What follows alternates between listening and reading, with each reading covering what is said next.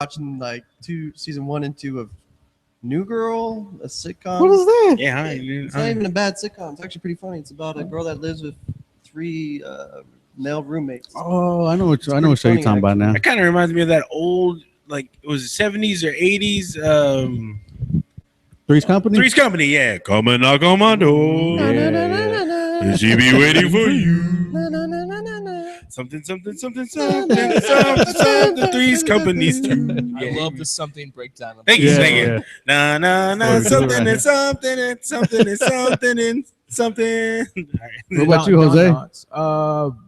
We went to a really cool show on Friday, Dengue, which is like some really awesome like space cumbia tropical bass music. Yeah. You know, it was cool. We were just goofing around, and we were walking to Buzz Brews, and as we were walking in, they were waiting for a table. What? Yeah, You get a chance to talk to him? No, you know how I am, dude. I was like That would have been super perfect to film their ass right there. But my girlfriend walked up to them, and she got a picture and stuff, and they were That's like dope. just the nicest. All right, you got to post that on the. Yeah, I'll page. try to put some of the videos up and stuff. Space cumbia. Yeah, the That visuals were that sounds some funkadelics type shit. Like, Yeah, the get into my visuals spaceship, baby. visuals were incredible. It was such a cool like show overall. It was pretty rad. That's awesome. Yeah, that was awesome. my weekend, and then just recovering from that. Yeah. That's what's up. Chris. Well, we got Chris here. Chris is a producer, actor. What all do you do, man? Director. You name it, he does it. But he runs House Party Theater, and we just brought him in today to kind of like interview him a little bit just to see what he's doing and what he has coming up next. We're doing a lot of awesome stuff. He just had a show tonight here in the basement. I'll post some pics and stuff of that.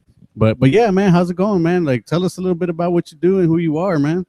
I'm the CEO of House Party Theater.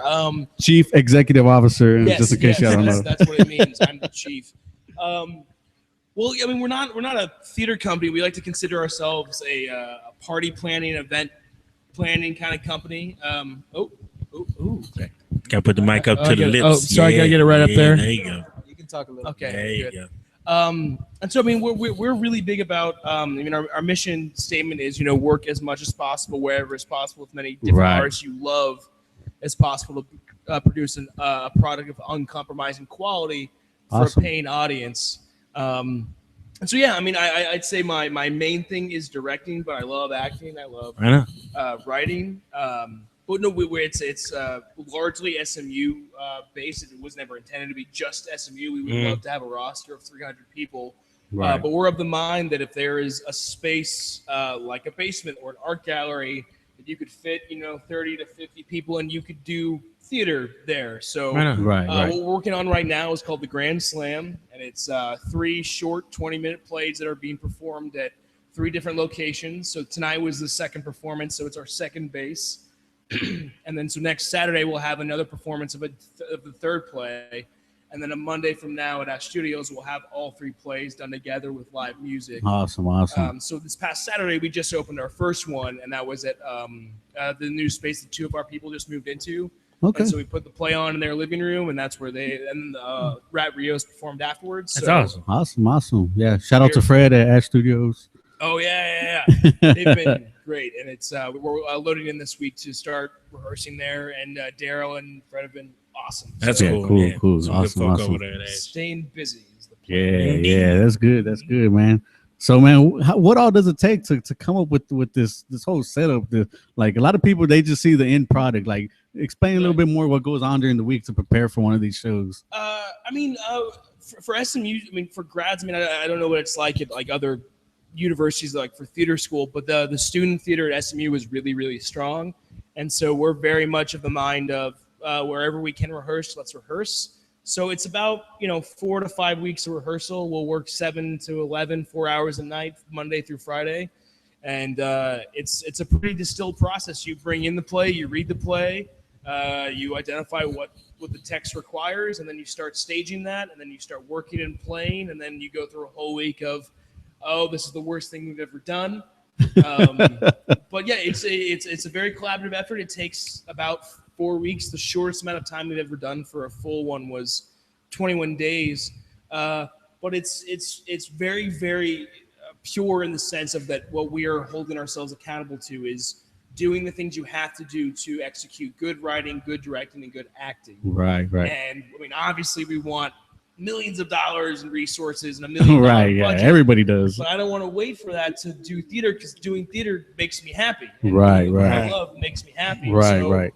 I don't know how long I'm going to be alive for. I want to spend my time as happy as possible. Right. Hopefully, Right. You know, Yeah. doing That's something that is. that's the dream right there, man. Yeah. Just to be happy, man. It's the beauty of doing it here, though, is that like it's a really organic showcase. We're not inviting anybody to come check out the basement or come check out this play. We're inviting you to come to this experience. Yeah, get an and experience. You'll get live local theater, live local music, live local art. Eventually, hopefully, live local beer and local food. Right, Lots of LSD. Yeah, so it's an experience. No excuse theater. I mean, if you know how to play football, if you really love it, you'd play a pickup game if you could. Right. And you guys have been awesome welcoming us in. We've been able to do 2 pickup games here. Hey, man, thank you, man, for wanting to use the space Yeah. and seeing this And potential, Basement man. Gallery, I don't know if you guys don't know about it, but you will, and you obviously need to be here. It's a beautiful space. Brilliant people. Yeah. That was my plan. I'll give him his money later. For Thanks for saying that. Yeah. It's $20. Nah, man, but that's cool, man. Man, it has to be a man. I can't even imagine doing like 3 shows or how many 4 like back to back to back. It's like that's a lot of work, and for you to like it seems like you memorize each play and like you know the like when I'm here and seeing you, it's like you know the words and you know all the cues, and it's like how the fuck do you remember all of that shit like from week to week to week, like each play, even though it's short, it's still a lot to remember. I can't even remember half the stuff that y'all were talking about up here. I mean, I'd say, we're trained in it, and we all got degrees in it, and I take that very seriously. I gave this institution a whole lot of money to know how to do this thing. Right. And But did they teach you like? Oh yeah, absolutely. My training was fantastic, and I remember my freshman year sitting down with my acting professor because I went to school for acting, and when I was at school, I fell in love with directing, and I remember saying that I'm here to become self-sufficient as an artist, to not necessarily need someone else's input to evaluate my own work. Not to say that like our stuff is the best thing ever, but right. I think that you need a criteria to be able to honestly evaluate your work and treat it as a product and remove your emotional attachment and be like, at the end of the day, it still is a business to a degree. You have to distill a product, and you need to be able to discern, yes, at this moment, the writing, the acting, the directing needs adjustments. And I don't think there's anything wrong with identifying. It always comes down to good or bad, and those are horrible words for it because it's not. But being able to identify, yes, this is working. And so right.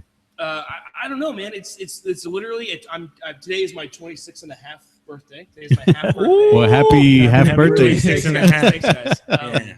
The only thing I know at this point that like legitimately like makes me happy as a human being is being in rehearsal. Mm-hmm. And so it's this is my element. I get a question a lot of when do I sleep? I'm gonna go to sleep immediately after this. Right. But if you've got a space and someone that's willing to let you rehearse there, get a couple of clamp lights, get a speaker. Yeah. If you know how to do a fucking play, do a play. Yeah. And that I think is that if you could do a play with absolutely no money, you're losing money, you're paying it out of your own pocket. If you can create work that is legitimately has the integrity that I think, you don't have to be a theater person or even an artist. When you see a good football game or you see something good, and I think if you can do that, you have an obligation to yourself to create that, particularly if you got trained. You spent a whole lot of money to invest in that.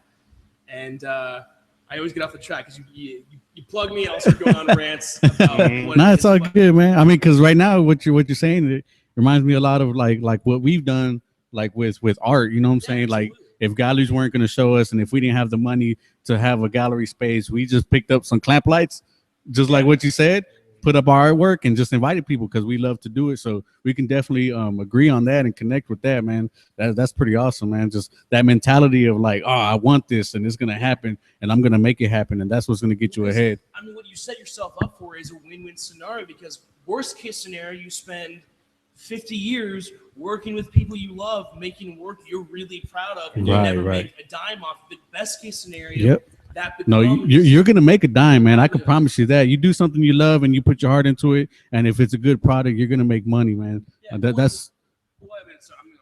No, go ahead, man. It hit the red button issue. It's that I think a lot of times that you can be inundated with resources and you either have backers to satisfy or it doesn't matter. We've got this great musical sequence down the line. Who gives a shit if the play sucks? Right. So I think it's the question you have to ask yourself is, okay, house party theater, would you treat any rehearsal, any work with any less care or attention if this was Broadway or the biggest thing you could ever do? Right. And if the question is I'd work differently, then it's not combative, then that's not how we want to work. We want people that there's something very, I think for everyone that's involved in house party theater, I think there's a very selfish a reason to be involved. And I think for artists need to be selfish because you're the only one who gives a shit about your own work. Your friends who love you, they love you. They don't give a shit because they care about their own thing. And that's human. Right, man. And you're right, is when you start doing it because it makes you happy and you take the focus off of, making money or whatever, that's when it happens. But also if it doesn't, who gives a shit? Spend your time with people you love. Exactly. But it's going to happen. I'm just letting you know. It's going to happen. It's going to happen. We're putting it out in the universe. It's the power of positive thinking. But it's a win-win scenario. And when you've got major industries and major economies that are telling you this is the way things are, if you can put yourself in a win-win scenario, it makes you really sexy to them. It's how come hey, whoa, okay, well, how come you're not hitting on me? Come here. Come here. You're going against the grain. I'd love to. Trust me, I would love to, but you weren't giving me the time of day, so I had to go my own I went and put a play on in this backyard. Right. And it was a dope fucking play. Just like, this is the basement of a Mason lodge, and it's a legitimate badass art gallery. Who gives a shit where it is? Right, exactly. And the fact that it's a non-traditional space, whether you mean it to be, makes it inherently cooler. Right. Because there's that grit, there's heart behind it. So when someone walks to you guys and goes, here's $25 million for a gallery, you already know who you are. Exactly, man. And that's awesome, man. So, and people jump on board, man. People love what we do here, and people love what you do, and so it's a natural. People see that we put our heart into something. They want to go and be a part of something that's amazing. They want to go be a part of something that's going to be the next big thing, and people are going to come out and support, man. That's awesome, man. Just keep on doing it. That's the plan. Is there any advice that you could give out there to any other actors or anybody? All the other thespians out there.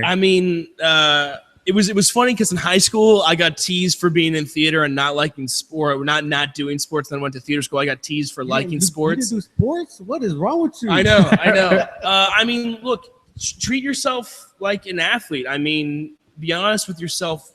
If there's something, it doesn't have to be art. If there's something that the doing of it makes you happy, that life is short, and I don't know anyone's individual situation, and I'm very lucky to be in a position that I have a full-time job, but I get to pursue my dream, is that you have no excuse for not pursuing something you love doing if you're capable of doing it. You have an obligation to yourself to do it, because humans are weird, and no two people are the same, and I think you can have two people that are both drawn to directing, but the reason they're drawn to directing will inform their work. And if you can lawyer, man, be a fucking lawyer. If you can, and that's what it is. And you always hear that, just follow your dreams. And it's not. Fuck it. Dreams are not reality. What do you really need to do? I want to direct theater. I need a space, actors, a script, and an audience. I don't care if it's a 1 million person audience. I don't care if it's a basement. I don't care if it's a backyard. What I want to do that makes me happy as a human being, very selfishly, is doing this. And when you insist upon that, it gives, I think, not that I'm giving permission to a lot of people, I think that there's a lot of like-minded people that are looking for that self-validation of being, well, and shit, if we're not going to get paid for it, then let's do it and do it well. And the bad part is that if you do something that you love, you're always going to put 100% in it, because it doesn't feel like work. It just feels like you're having a good time. It feels like you're just doing something that you love doing, and whenever you do that, you put a lot more effort into it. My advice is let nothing hold you back. My advice is get a full-time job that has health benefits. And well, you don't worry about it. Yep. Oh, dude, corporate America is beautiful. 9 to 5, you know what your schedule is. You know exactly how much money you're going to be making. Your insurance is covered. Your evenings are free. Dude, you could budget for how much you could pour into that show. That's true. Yeah. Well, my advice is quit your fucking job. Oh, hey, well, I mean Either way, I mean, I'm very it's a good way. Because my thing is like, you quit your job, like that's the route I took. Then you're gonna hustle because you don't have no fucking choice but to hustle, and you're gonna be worried constantly about how am I gonna make that next paycheck? How am I gonna pay this next bill? And you like something turns on, at least inside of me, like I got to do something and I got to do it now. And this is what helps me push in the art with the gallery. And it's like, and I make it happen. And as long as you're doing something, it always works out, man. There's been cases like, I don't know what the fuck I'm gonna do, but I might get like a little depressed for like a second, and I'm like, man, what the fuck am I doing? You don't have time to be depressed. Yeah, just snap out of it and do something. And when I do, it fucking works out, man. It always works out that way. As long as I keep on pushing forward, it works out. And that's what's awesome about it is that you just keep on pushing yourself and pushing yourself. Now, when I had a job, like I always felt like, it's all right. You know, I still have this soft pillow to fall back on. So it never pushed me as hard. But I don't know. My advice would be to like quit and just jump all in and just do it. That's what worked for me. I know it doesn't work for everybody. I know everybody has their thing. That's just what worked for me, because with my type of mentality was just keep on pushing myself. And when I did that, I didn't have no choice but to hustle my ass off. Well, there's this wonderful Anne Bogart. She's a professor of direct. She's the head of directing at Columbia, and her book Direct Prepare. She's a whole chapter on limitations and a whole chapter on resistance, and she talks about the limitations and the quality of the resistance you face will inform the work you have. And so when your time comes, when your number gets called, you know so much exactly who you are. And yeah, I mean, like that takes an enormous amount of bravery. And I mean, you're establishing and putting on yourself and imposing this enormous amount of accountability to, win or go home. Right. And I think that, you do need that accountability, that put your pressure on that. That's different for everybody. For me, I just moved back from Los Angeles, and I told my mom I'll be out of your house in February. And to do that, it was important for me not to be living in my mom's house. And there's plenty of people living in your mom's house. Hey, if you get along with your parents, live the fuck home. Do it and get a job and make some money and save. I love my mom, but yeah, I can't right. And so it's a standard of living that you want to have. I mean, obviously that this is very clearly my passion. I'm very fortunate to work for a company that knows this is my passion, but it in no way impedes my ability to be a kick-ass employee for them. And it doesn't cross wires. And I'm in this really fortunate position right now that while we're developing this, my art doesn't have to be my income. And that affords me as an artist to an opportunity, and all of us, to really forge our identity, so that when money comes on the table and we want to make the move to independent state where we're financially independent based off of the work we're doing, there's no like, well, who do we want to be and what are we doing? That you're setting yourself for an organic transition into that. And again, if it doesn't happen, I'm paying my bills. No one has to worry about me, and I'm still getting to do this. I've already won. And so the only person that's like saying it's not good enough, you got to do more, is me. Yeah. Right. And it's because all I know at 26 and a half is what makes me happy is being in rehearsal. Less stressful, that's for sure. Oh, yeah. But like I work best under stress, though. Oh, I mean, yeah, the pressure of a deadline is huge. Yeah, I work best last minute, too, like all artists. I would say, though, that before I went to Los Angeles, I'd 100% agree. Yeah, just fucking quit your job. No, but don't. Yeah. No, don't do it unless you know that you're gonna like bust your ass afterwards. Flip the table over, like tell them off, and because I mean, if you're gonna do it, if you're gonna fail doing it, give yourself no excuse and just fail hard. You're gonna fail real hard. You're gonna fail real hard if that's what it is. You're gonna be in the gutter. But if you can figure out a way to make ends meet, and it's not a soul-sucking job, you don't hate your job, people are cool, you can do that job well, the limitations of then your art, this is going to come out of my full-time job, right? Do the art, and that's, I think, how you attract people that aren't in the art community, because I'm of the mind that I don't want to attract the art community. I mean, I do want to attract the art community, but they get it. They know how awesome the arts are. Right. I want people that that play fantasy football, that have never seen any theater, and invite them. And passion is passion. I think you can get, and I've sold Sarah Hamilton, who's in House Party Theater. She'll never admit that I sold her on basketball, but I pitched the sport and being an avid basketball fan as theater. I mean, whether it's art, dance, theater, or sports, it's people want to see people in certain given circumstances responding, and they want to see what their bodies do. Right. And whether it's I quit my job, the way you create your work, whether you can articulate it doesn't matter. When people see it, they'll say there's something about it, and it is that ineffable quality. Oh, you just put the passion in it, or that if you can either apply the pressure of income onto it, or you can say no, I just want to work in, because you get a lot of times, and that's the catch-22. I'm rambling at this point of a big industry, though, is that you go to a big market and you get an agent and you're auditioning, but you also have to figure out a way to get a job to make your ends meet while you're in between auditions. And sometimes those jobs won't let you go on an audition, and so you're constantly balancing this. Well, I got to make enough money to stay here and participate, but I'm not booking enough consistently to quit my job. And I think that puts a lot of really beautiful artists, not necessarily out of work, but not into it. You get a lot of house party theater, and I'm not saying that I'm all responsible for this. These people were working independently on their own, and we naturally found each other. That it's a shame that really good artists stopped working because they couldn't make a living doing it. Yeah, I thought it was awesome, like the dedication that I seen from them, and they showed up every day. They stayed here for however long that you needed them to stay here. It's humbling as shit. That's awesome. I just asked them to be in this play, and they show up and they work so hard, and that's what keeps me accountable. That I think, and that's also I think part of what theater is that if I was a visual artist, if I had the skills you had, I could put that on me and be like, all I need necessarily to do the thing is me. But that's what I like about theater, is that you have to have a team to do it. It's not necessarily maybe tennis where you're playing against each other. This is football. And it is an organization, and there are plays we are running, literal and figurative plays we're running. But yeah, for someone who didn't play sports. It's all about sports metaphor, because it really is that people want to see people perform at the highest level, and you always hear like, oh, college football or college basketball is way better than the pros because they play for the passion. Right. And that's true, but at the end of the day, who watches more? Everyone watches professional football more. Right.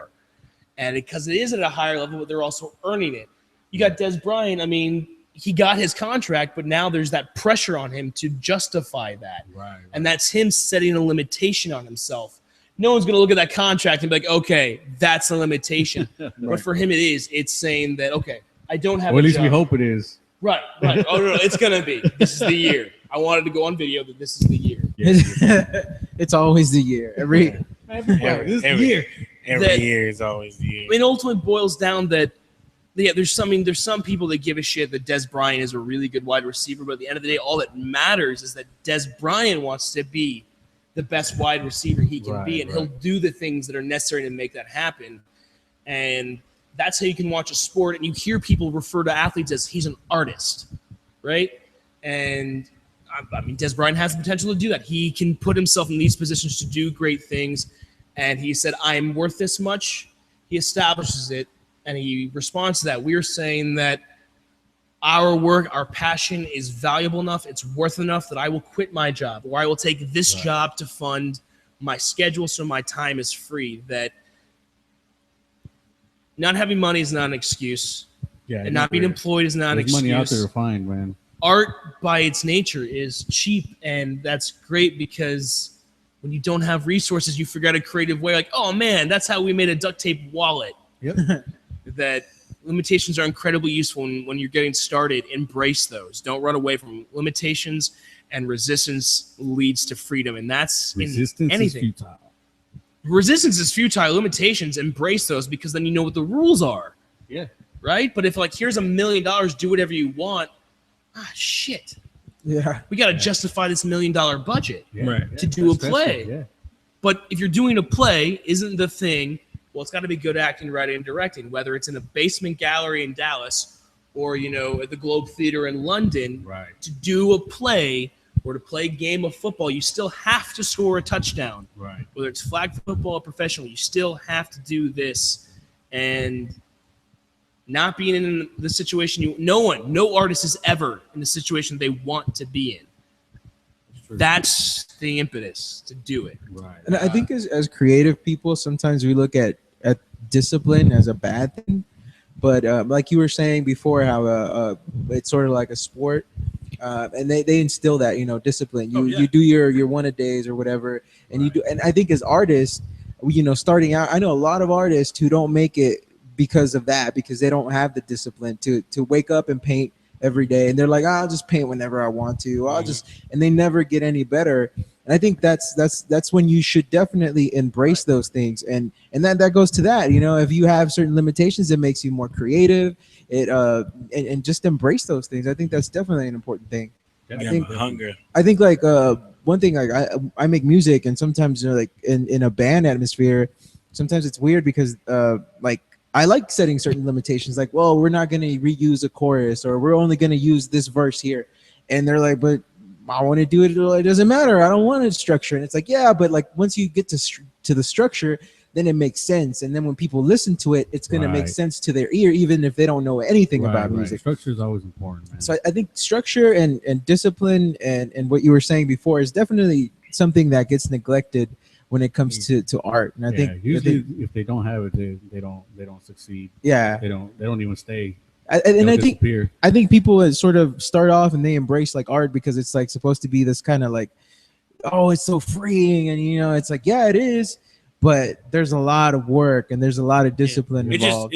I think it just kind of depends on too what type of artist that you're trying to be, because if you're trying to be a commercial artist, you definitely need a lot of those things. But if it's just for you, most people are, because we've gone through people that we were just like, man, New York is awesome. And then it's like, yeah, it's cool.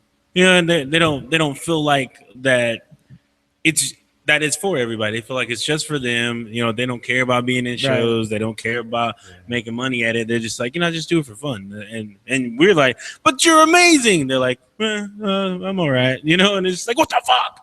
But, I think that's what it comes down to. Like, if you, some people are like, don't even call them artists. They're not artists. Yeah. Well, it also boils down to the story too. I mean, like, okay. So you're a rock musician and your first gig was 1 million people. That's your start. That's not a really interesting story. Right. That the discipline. I mean, going back to the sports metaphor, is that you run the same route 5 days in a week. So on game day, if you see something in the moment, you know what you're supposed to do. Your teammates know what you're supposed to do. Right. But if you're all present and you're all listening and you go, oh, I should not do a post. I should do this. Come back. That if everyone's listening, like, yes, that's what you should do. And that it's I don't think it's a Will Smith quote, but in an interview, it's like, if you stay ready, you don't have to get ready. Exactly. And that you don't want to be caught with your pants down. You don't want to be caught not working, because what if someone does say, hey, Daniel, I want to give you this $25 million endowment. Do you have anything to show me? I really want to be an artist. I really want to be a musician. But I ain't got I've no got work. no portfolio. Yeah. You're only as serious as what you do. Exactly. And you could be the most charming, like charismatic, and have this beautiful vision, but people ultimately only care about like numbers and tangible. Like, oh shit, you guys have been doing this for years. You guys have done X amount of shows. You're not fucking around, and you'd clearly be doing this without us or without me. Exactly. Right. And that makes you sexy. Right. Shout out to some of the people we did. Me and you, Ray, did some shows with at the very beginning. Oh yeah, the Peanut Gallery. Y'all know who y'all are. If you remember, I think that was part of like why we just kind of stopped, because you had people like literally you could tell when somebody's worked on something, and people were literally like turning in something that they worked on for 3 days before the show. Yeah. And it was like, how the fuck are we gonna sell this? Like, are you kidding me? Like, but they wanted to be in the show. Like, and it's like, what are you giving us? Like, honestly, it looked like half that stuff looked like they didn't even spend like maybe 2 hours on it. Right. And it's like, just like, it was disappointing because like we were putting our resources into it, our time, money, and then there's like the last one Ray did. I put a piece in there. I spent a whole month on that. You know how much you got for that?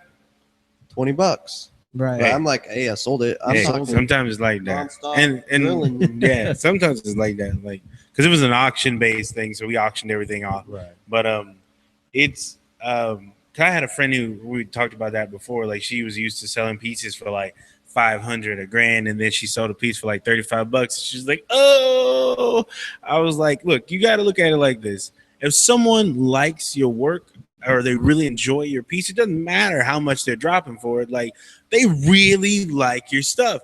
I don't care if I sold a piece for $5. Look, they are just like, oh my God, this is amazing. I love this. I love it so much. Yada, yada. You know what I mean? Like if they really, you have a true fan, like this person loves you. That's worth way more than fucking $500. You know what I mean? That person's going to come back and buy more from you. So you may not get that 500 up front, but you'll get it in increments. Yeah. You know what I mean? Through other stuff that they collect of yours. What I was going to say is, though, even though it sold for $20, they could have bought it for 10. Yeah. And I was like, yes, yeah. I got more. Yeah. So it just kind of, it just. Well, here, would you, if it didn't sold, would you have still made it? Oh yeah. Yeah. That's it. Learning. But the idea that somebody wanted to pay more than Yeah. to get something that I made, even though it doesn't equal like minimum wage hours, it's still like it's dope.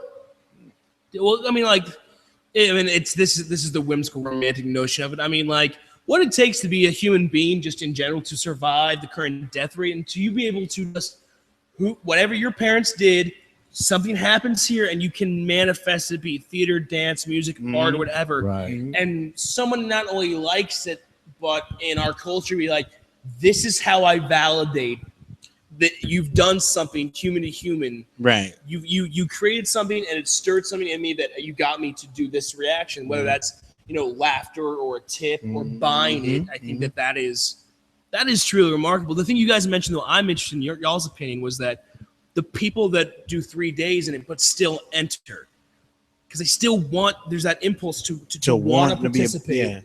And you don't want to necessarily squash that. I've always been of the mind that there's an enormous amount of fear surrounding that, and a fear of themselves, of being like, oh shit, I'm really gonna have to determine what I want to be. Right. But what do you guys think? People that you're gonna do this festival, you guys are gonna work your ass off. Your work's gonna be great. Your work's gonna be great. This motherfucker's gonna come in. I drew this on a paper napkin an hour ago, but I want to be in it.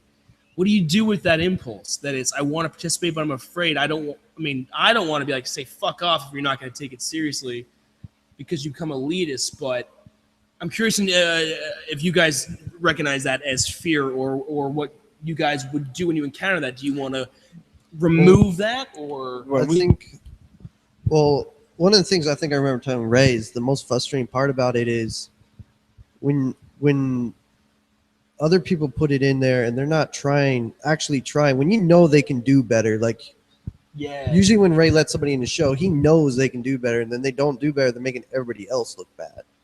It's like, imagine having a really bad actor in one of the plays, There has to be accountability, man.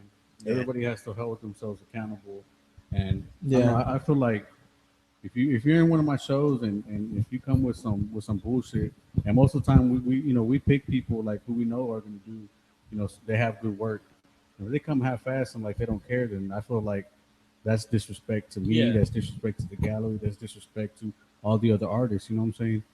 They put in a lot of work because they love this, and if you don't come with that same love, it just feels like, I don't know. I can't even describe that feeling. Well, to take that stance, to me, that actually sounds like, and this might sound weird to me, I've always like, that's actually the more loving stance to take. Is that it's not, oh, fuck you if you don't care as much as I do. It's that, no, look, that those artists, that would be a huge boon to them potentially. Right. They'd be like, no, fuck off if you're not going to take it seriously. But for the people that you guys are cultivating and you are exposing, that to me is a really loving thing to do. To say no, I think, requires an enormous amount of love. It does. Yeah. And bravery, because it's super uncomfortable to say no to something. Yeah, it sucks. It sucks telling people no. But I mean, we've had to do it though, sometimes you gotta do it. You gotta do it because it's like I don't ever tell anybody like no, just straight out, like nah, no. Like if they send me work on like I take submissions through my email, and if they send me something that isn't up to par to what I want to show here, then I tell them you're not going to fit into this show, but I see that you have potential, and that I think that you have more room to grow, Now, what I would like for you to do is to come in, bring your work in, so we can see it in person, and see how we can help you grow. You know what I'm saying? Like it's always about how can I help you. You know what I'm saying? It's not just like a straight up no, you suck or whatever. You know what I'm saying? Like I want to see them become something great. But you'd rather than be making something 3 hours before than nothing, right? Not necessarily. I think because not that it's going to be in your show, but the fact that work is being produced. Because work being made is you growing. Period. Right. Regardless if it is a sketch or whatever. And sometimes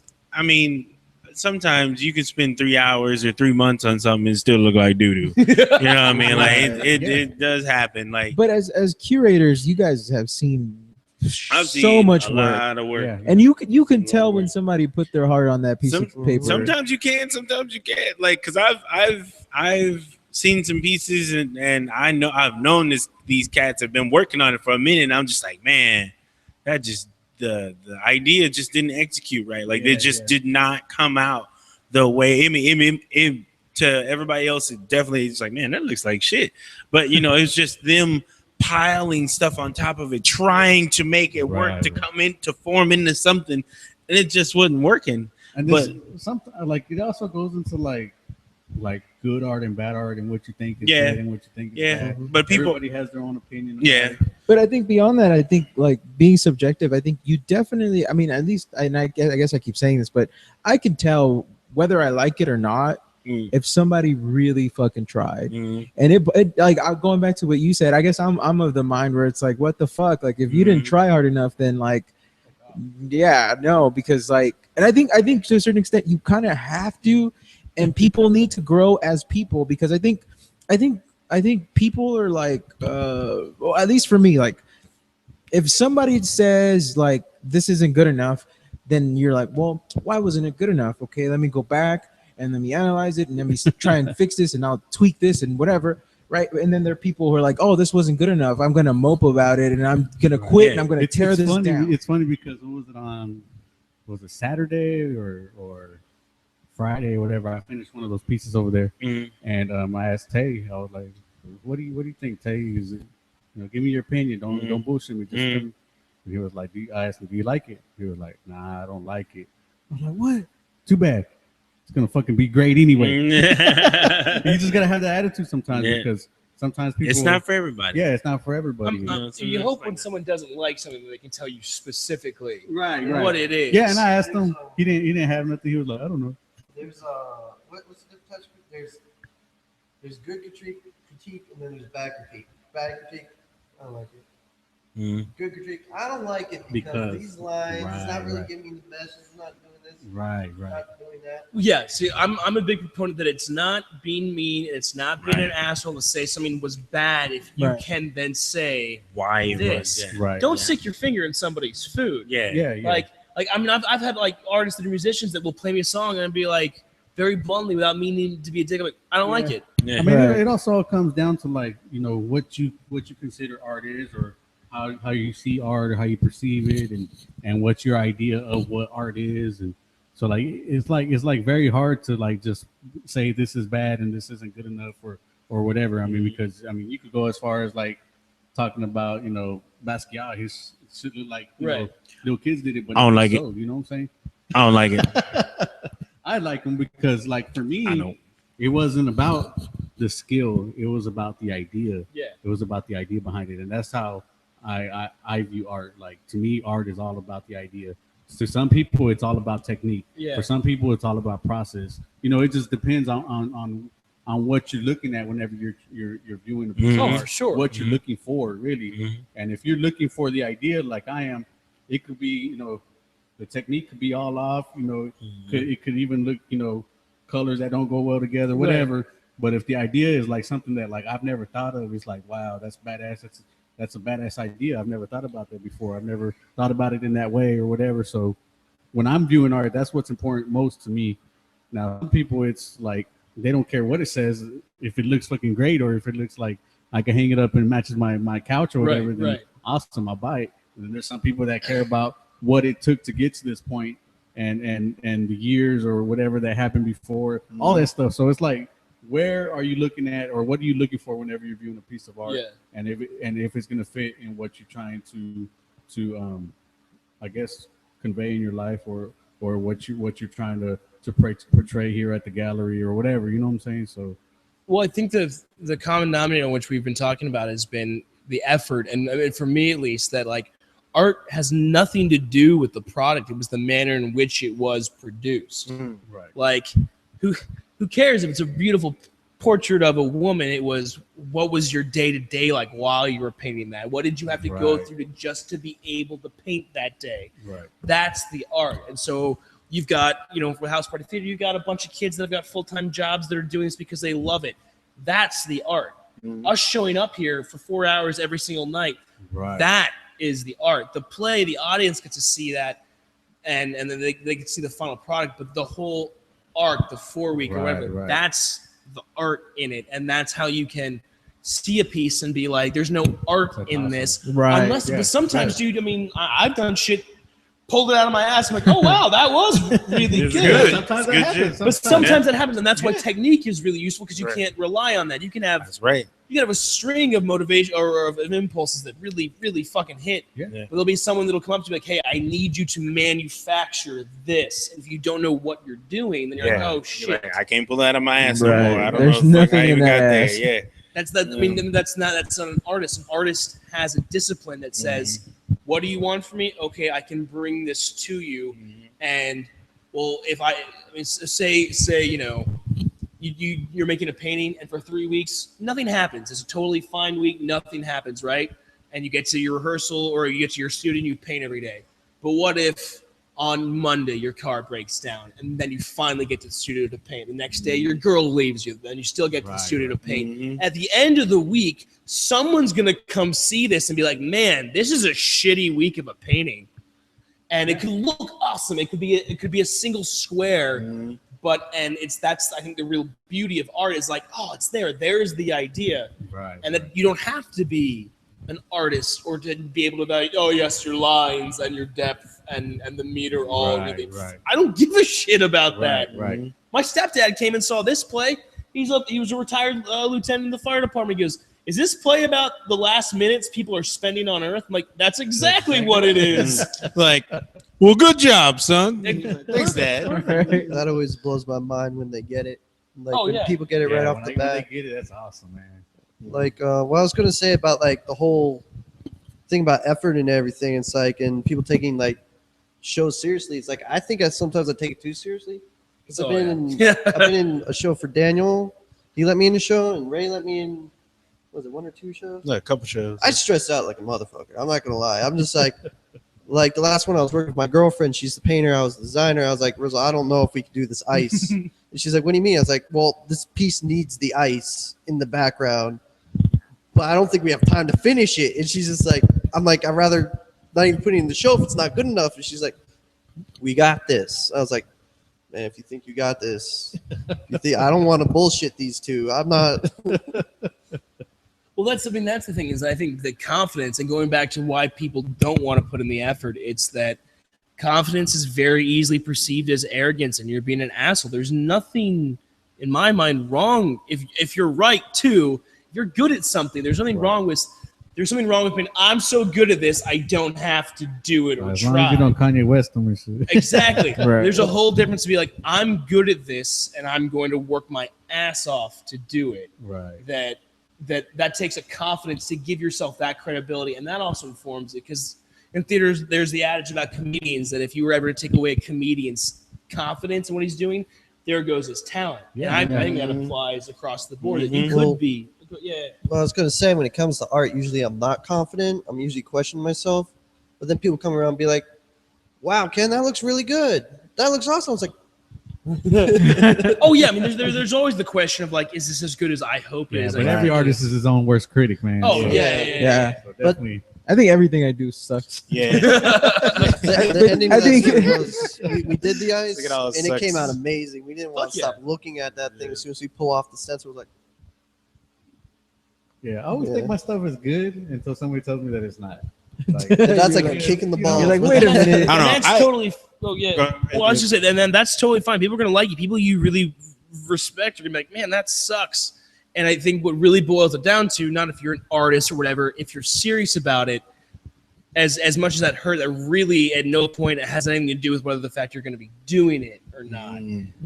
That's not to say if you really suck at something, don't just keep putting out shitty work. That's Be right. honest with you yourself. just get better. Yeah. Yeah. You just, Watch some videos.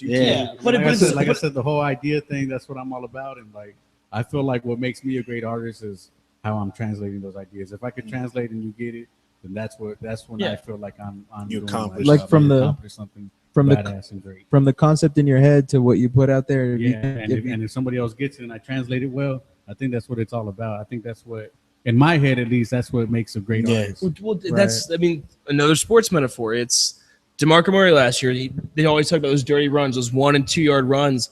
The idea was always to score a touchdown. Right. But you're going to have some negative yard runs and 1 yard runs, and then you'll crack off a 70-yard run. Yeah. That's not going to happen a whole lot. Right. But you got to be willing to hit it and hit it and hit it and hit it and hit it with the same result. But it's always, every time he gets the ball, the expectation is, I'm going to score a touchdown. Right. Yeah. And if at one point goes, man, if I get one more 1 yard carry, I quit being a running back. He should have never been a running back. Well, Emmitt Smith said the way he was able to break all those records was the way he always told himself was, I'm always trying to hit those 4 yards, and if anything else is extra.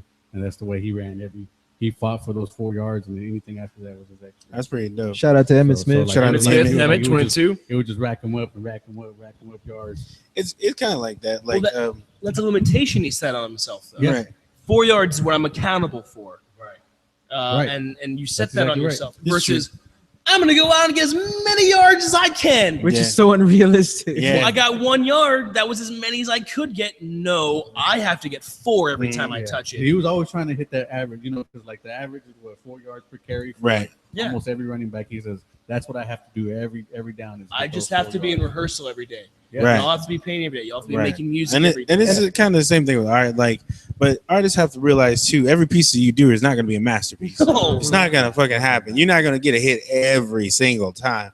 But a lot of those pieces of art will have snippets of masterpieces in them. There's things you're learning from what you're doing. Yeah. It's That's a learning experience. yeah. When you do make your masterpiece, like, if there's no way this would have happened If I without didn't this do all these horrible shit. shitty thing we did. And I keep that shit on my wall just to remind me that this section is good. Well, just something simple as like kind of like establishing a process. Like I've talked to people a lot, and like they show me work or whatever, and it's like that's it. There wasn't a sketch before. There wasn't a rough draft. Literally, the thing that they're showing you is the thing that they started with, and I'm like, so you didn't even like sketch this out first? Sometimes You didn't it's do like a that. draft. Sometimes You it's like didn't, that. Sometimes it's like that. And I'm just like, Yeah.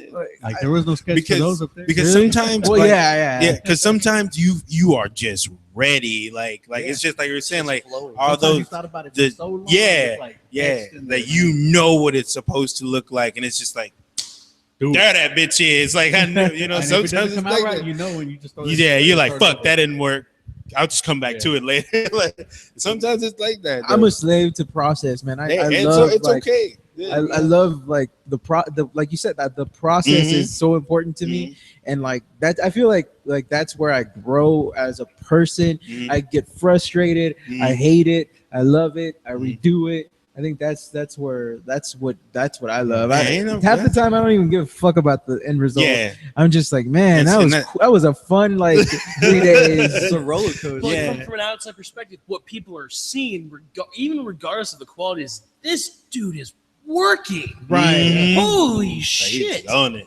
And so that, if you get those, like, that wasn't a masterpiece, people won't be that surprised if you do come up with a fucking hit, because it's like, he wasn't fucking Yeah, he around. wasn't fucking around. Right. But going back real quick to that thing about confidence, you said, I don't know why it popped into my head, but I had a really bad problem before, going back to the trying thing. Like I felt like if I really gave it all I had, like it wasn't gonna be good enough, and that would have been like such a worse feeling than just half-assing something. Yeah. And like it's sort of like how you're like in high school where you see like the really hot girl that you like or whatever, and you just kind of think about it, and you're like, yeah, that would be cool. But you're like, man, if I go up and talk to her and she doesn't talk back to me, it's gonna suck. But I'm just gonna sit here and look at her and just pretend like it might. I mean, I feel like that too, but I think that's why I create situations where I don't have a choice but to do. Just go out there and go make So it you happen. put yourself on the edge of that cliff, and you're like, Give fuck. yourself a Either I limitation. do it, So you or- just you're saying is you just stand in front of that Everyone's girl's gonna locker. date to the prom, and I'm only asking one girl, Mhm. her. This one. That's the limitation. So you Whatever just- you got to do to swing Yeah, that. it's just like Right. the solo show I got going on. Like Stand I've in been, front I've of been them. wanting to do it for like the past 2 years. You know, I've been having an idea of doing this solo show, but I've been scared for a long time, and it wasn't until like I had a date, Right. and I was like, oh shit, I What- have to fucking do this. What's the date? I can't, it's September 5th. And where's it at? At Poker. There you go. There you go, Poker and Can you plug Bellum, that in real quick? September 25th. What's it called? September 5th. September 5th, not the 25th. The 5th, not 2-5, but 9-5. That's right. What's it called? 9-5. But It's called it Wolf wasn't- in it wasn't Sheep's until Clothing. I had that date, and I was like, I have to do it now because I cannot, mess up that date that I had with them. I can't like cancel it. That makes Right. me look like an asshole. You know what I'm Yeah. saying? Well, it makes you look unprofessional. Yeah. It looks like an asshole. And, So yeah, and more for the than brand anything. you're building, if you don't follow through, then it's like, all right, basement gallery's flaky. Yep. Let's not fuck with him no more. So once I had that date and I had it in stone, it was like I have no choice but to do it now. Mm. It's scary as hell, and I got so much work that I have to get done. Yeah. But this is the only way it's gonna happen. Yeah, but there's no option other Yeah. than to kill it. Right. But the killing it really has. You could come Yeah. up with If I really kill it, shitty I pieces. kill myself. You know what I'm Yeah, saying? very much. Very much. And speaking of being scary, we're going to segue this on to the next topic All right, cool. because we've been on it for a We minute. have, Yeah, gentlemen. I yeah. might take that segue. Oh, All It's an right. opportunity Oh. to get to bed. yo, Yeah, big yeah. ups to Chris for coming out, There's all man. that talking about, having a real job. Yeah, you got to go I have to wake go up. to the for real it. job. Yeah. Thank you guys. Thank you for coming. Yeah, thank you so for much. coming. Chris. Awesome, I want to stuff, continue these man. conversations For without sure. microphones or with Yeah, them. yeah, Doesn't yeah. matter. Anytime, Yes, sir. bro. Anytime. This is fun. I'll see you guys. in. Basement Gallery, House Party Theater. Don't be the only one that's not coming to these things. That's right. And I'm gonna awkwardly Doing walk bigger, out. better things. Like, you're going to see him walk You're past gonna the hear him camera in the click, back. click, click. Like, he's getting all this shit I'll see now. you tomorrow, man. Look at that. This Right. awkward opening right now. Yeah, like yeah. right here. So let's. And I'll there move you go. over there. Shift a bit. And there you go. Let's just shift over. All right. So we're All right, later, take it easy. Chris. Feel like Mr. Rogers. Yeah. All right. Bye Oh there. shit. We No, back. We no. back in my crotch again. God damn. Here, you No. get the middle section. There you go. I'm now y'all tired of looking at my dick. We're all How you doing rearranging. there, buddy? All right. So I'm gonna stand up 'cause I'm taller than I you. know we've been on the art thing for a little bit, but I hope y'all got something from that. But we're talking about being scared and like high school and stuff. School's about to start back for a lot of people Oh, and a yeah. lot of the youngins too. My kids already started, man. Oh yeah, that's good shit. Yeah, the other four started on the 28th or 29th, some shit like that. That's crazy. Yeah, no, man. That's fucking like you were saying before because they started early. You know what my daughter told me today? What you say? Most craziest shit that I've ever heard in my life. But my son was doing his homework since he already started. Right. My oldest daughter comes to the table and she's like, Dad, I can't wait to do homework. I'm like, what the hell? Yeah. My oldest She said she Brianna, couldn't was like, wait? Yeah, she's like, oh, homework is fun. I can't wait. I was like, man, she's like the biggest nerd.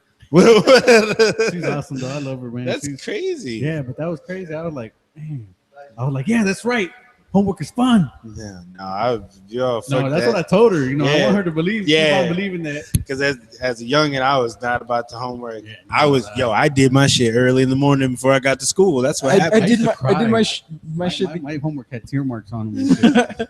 I would copy off somebody right before class. Oh, started. yo, I used to do that. Oh, yeah. Yo, shout out to Elda. Thank you. You got me through high school, girl. We're still friends now. I always did it on the bus. I always did it on the bus. Did it on the bus? ride there. You did it on the bus? You did it on I the did bus? homework on the bus. Homework That's goes right. Yeah, freaky ass Kenny doing that on the bus. How you I do don't know. The stuff I actually did, I didn't take me that long. The stuff I didn't do, I wasn't Yeah. going to do in the first place. Right. So, Yeah, right. like reading those whole books, I just pretended I read it. I was like, yeah. Yeah. Oh, Yeah. yeah. I hated doing homework, but homework was so fucking easy. You Because, know like, what? It was. Yeah. It's so easy because like all Compared the to answers college, are there for in sure. the book, and it's like you could cheat because the book's in front of you. Yeah. It's like taking a test, but being able to A cheat. take-home test. That's the way I would always look at it. It's like taking a test, but you're cheating. You're gonna get an automatic 100. Yeah. You know what sucked about school was like, as a kid or as whatever growing up, you never really understood the end goal of all these things. So they would give you fucking homework, right? And it's like, read this chapter about this and this and this and this, and you're like, why in the fuck am I reading this shit? True. And then you get to the, you get to the end of the semester, and you're like, and the teacher's like, bust some shit out, and that changes your whole perspective. It's like, why didn't you fucking tell me? Right. That's what we were working towards. I would have done this shit. I would have put one and one together. Tried harder. Yeah. That shit does happen. Like, surprise. It's like those commercials. Like, why do I need this? Have you seen those? No. The old 90s commercials where the kids were like, why do we need algebra? Why do we need? And then they were just screaming in the cafeterias and like making all this fucking noise. Sure, this wasn't a dream, right? Right. I don't remember that. We can look it up. I've never seen that in my life. It was on Fox Kids. There'd be a bunch of kids in the cafeteria like chanting and shit. The prison chants where they bang the trays up against the fucking thing. Okay. And they were like, why do we need algebra? Why do we need science? Because no one was explaining it to them. They were just like, you need to take this. Just like what they were, doing to us. Like what did they say? They give a reason? No, you don't even remember. The teachers didn't give a reason. What was this a the whole point was like, it was like to cut out some of the bullshit that they teach you in school. I don't know. It was like more less book work, more hands-on stuff, more things like how to build this, and this is why this applies to this, and why algebra or why math is in all of music. You know what I mean? Like that sort of thing. They were trying to get at that. They did not want teachers just to teach for the sake of teaching, just to give you busy work. Right. Yeah. And that's what I got in school. I just got a shitload of busy work. They're like, here, do this. Okay, I'm finished. Okay, good. Here's another one. Like, what the fuck? It's like, okay. Or take a nap. Mm-hmm. Go take a nap. Go sit down. Put your head down. Yeah. They were supposed to take a nap. They just gave them more. You had that fly on you like one of them little Ethiopian kids in the. Send me some money if I really think that $1 a day can feed an artist DIY. That's right. Send me $1. In the little commercials. That's a bad joke. I'm sorry. I love my Ethiopian folk and my Ethiopian friends. So racist. But yeah, back to the school thing. Yeah, it's crazy shit. I keep forgetting how we grew up in like different schools. Oh yeah. Like you guys keep talking about like my teacher did this, my teacher did that. It's like, my teacher said that stuff to me, they'd be fired. Yeah, man, that's not how it worked here. None of them damn teachers got fired. For people who are watching, I'm from Boston, so there you go. I'm not from Boston. From the big town outside Boston. Kenny fears the coppers. The coppers. The coppers. You can't park here. You can't park here. And we like water. It's wicked. It's wicked cool. Yeah, it's wicked cool. It's wicked. But yeah, nah, man, that shit's fucking crazy. Fucking school shit. You can man, I hated like first day of school because back then when I was like in elementary, it would always land on my birthday. My birthday is August 19th. And we had to go on that day. Damn, Happy that birthday, sucks. Daniel. I always tell my mom, like, can I stay home? It's my birthday. She was like, nope. First day of school. Yeah, I always got the first day. Go first day of school. I always got the first day jitters. I just had to take like a huge shit during the day. Happy birthday. I love the first day of school. I was like, man, I'm gonna get to meet all these new girls. Yeah, see, I was about that, but I had to take a shit too. So that's what kind of fucked me over. Like I always had like the first day bubble guts. So I'd always have to take like this huge poo, but all these new people, I'm like, fuck, I gotta fucking yeah, shit was really. Like elementary school. Did your elementary school? We had our restroom in the classroom. Every classroom had a restroom. Oh, dude, I got fucked over doing that. I had one school like that. That's weird. It was like first grade, second grade for me too. I went into the bathroom. I don't know why the fuck I thought everybody left. Like, oh, they went to lunch or some shit. So I'm in the bathroom, dropping a dude singing the Goof Troop song. They Goof Troop, and they all just get together. Like loud the motherfucker. And then I come out of the room and people are like, what? They were rolling. I'm like, damn it. Damn you, imagination. Like you have fucked me again. You thought they left you? Yeah, I thought they were gone. Because I didn't hear anybody out there. Waiting for you. And nobody was pulling on the door, knocking on the door, telling me to stop singing. So I was just like, Darkwing Duck, let's get it dangerous. Yeah. The funny thing about those restrooms, it's like when you come out of there, you've seen some messed up stuff in there. Like it's all pee all over toilet. So you come on, you look like, which one of you? Well, It's one of you. I know it was. because in the classroom restrooms, we're not worried about that. You just if you're in there, it's just a big ass echo inside the classroom, so people knew you farted like when you came out. I don't think I would use the classroom restroom at that point. Man. I was like, that little, it was still like, it's more like 2 classroom Mhm. restrooms. They were like 2 classes. Mhm. But like, just like pissing on the floor, I come out fast and be like, It's like the One of y'all do this shit. because the other class was on the field trip. yeah. No, Which you one did of that. you did it? You remember those little kids who used to pull their pants all the way down to go to the urinal? The urinals on the floor. Yeah. In What's up elementary with that? school, at one time We in need elementary those. school, Those things there are was awesome. this one little kid that he had went in before me. Like we're all in line to use the restroom. He went in before me, and when I went in after him, he was taking a shit in the urinal. He Oh. put it, and I don't know how he reached it and how he did it, but he was shitting in the urinal. And then when I went in, I seen him like get off the urinal, pull his pants up. And I remember looking in, there was a big ass pile of shit right there. I went out there and I told the teacher that, oh, he was shit in the urinal. Oh He's my a shrink God. or something. He was a bad little kid. That's kind of like the upper decker. He was a nasty kid, man.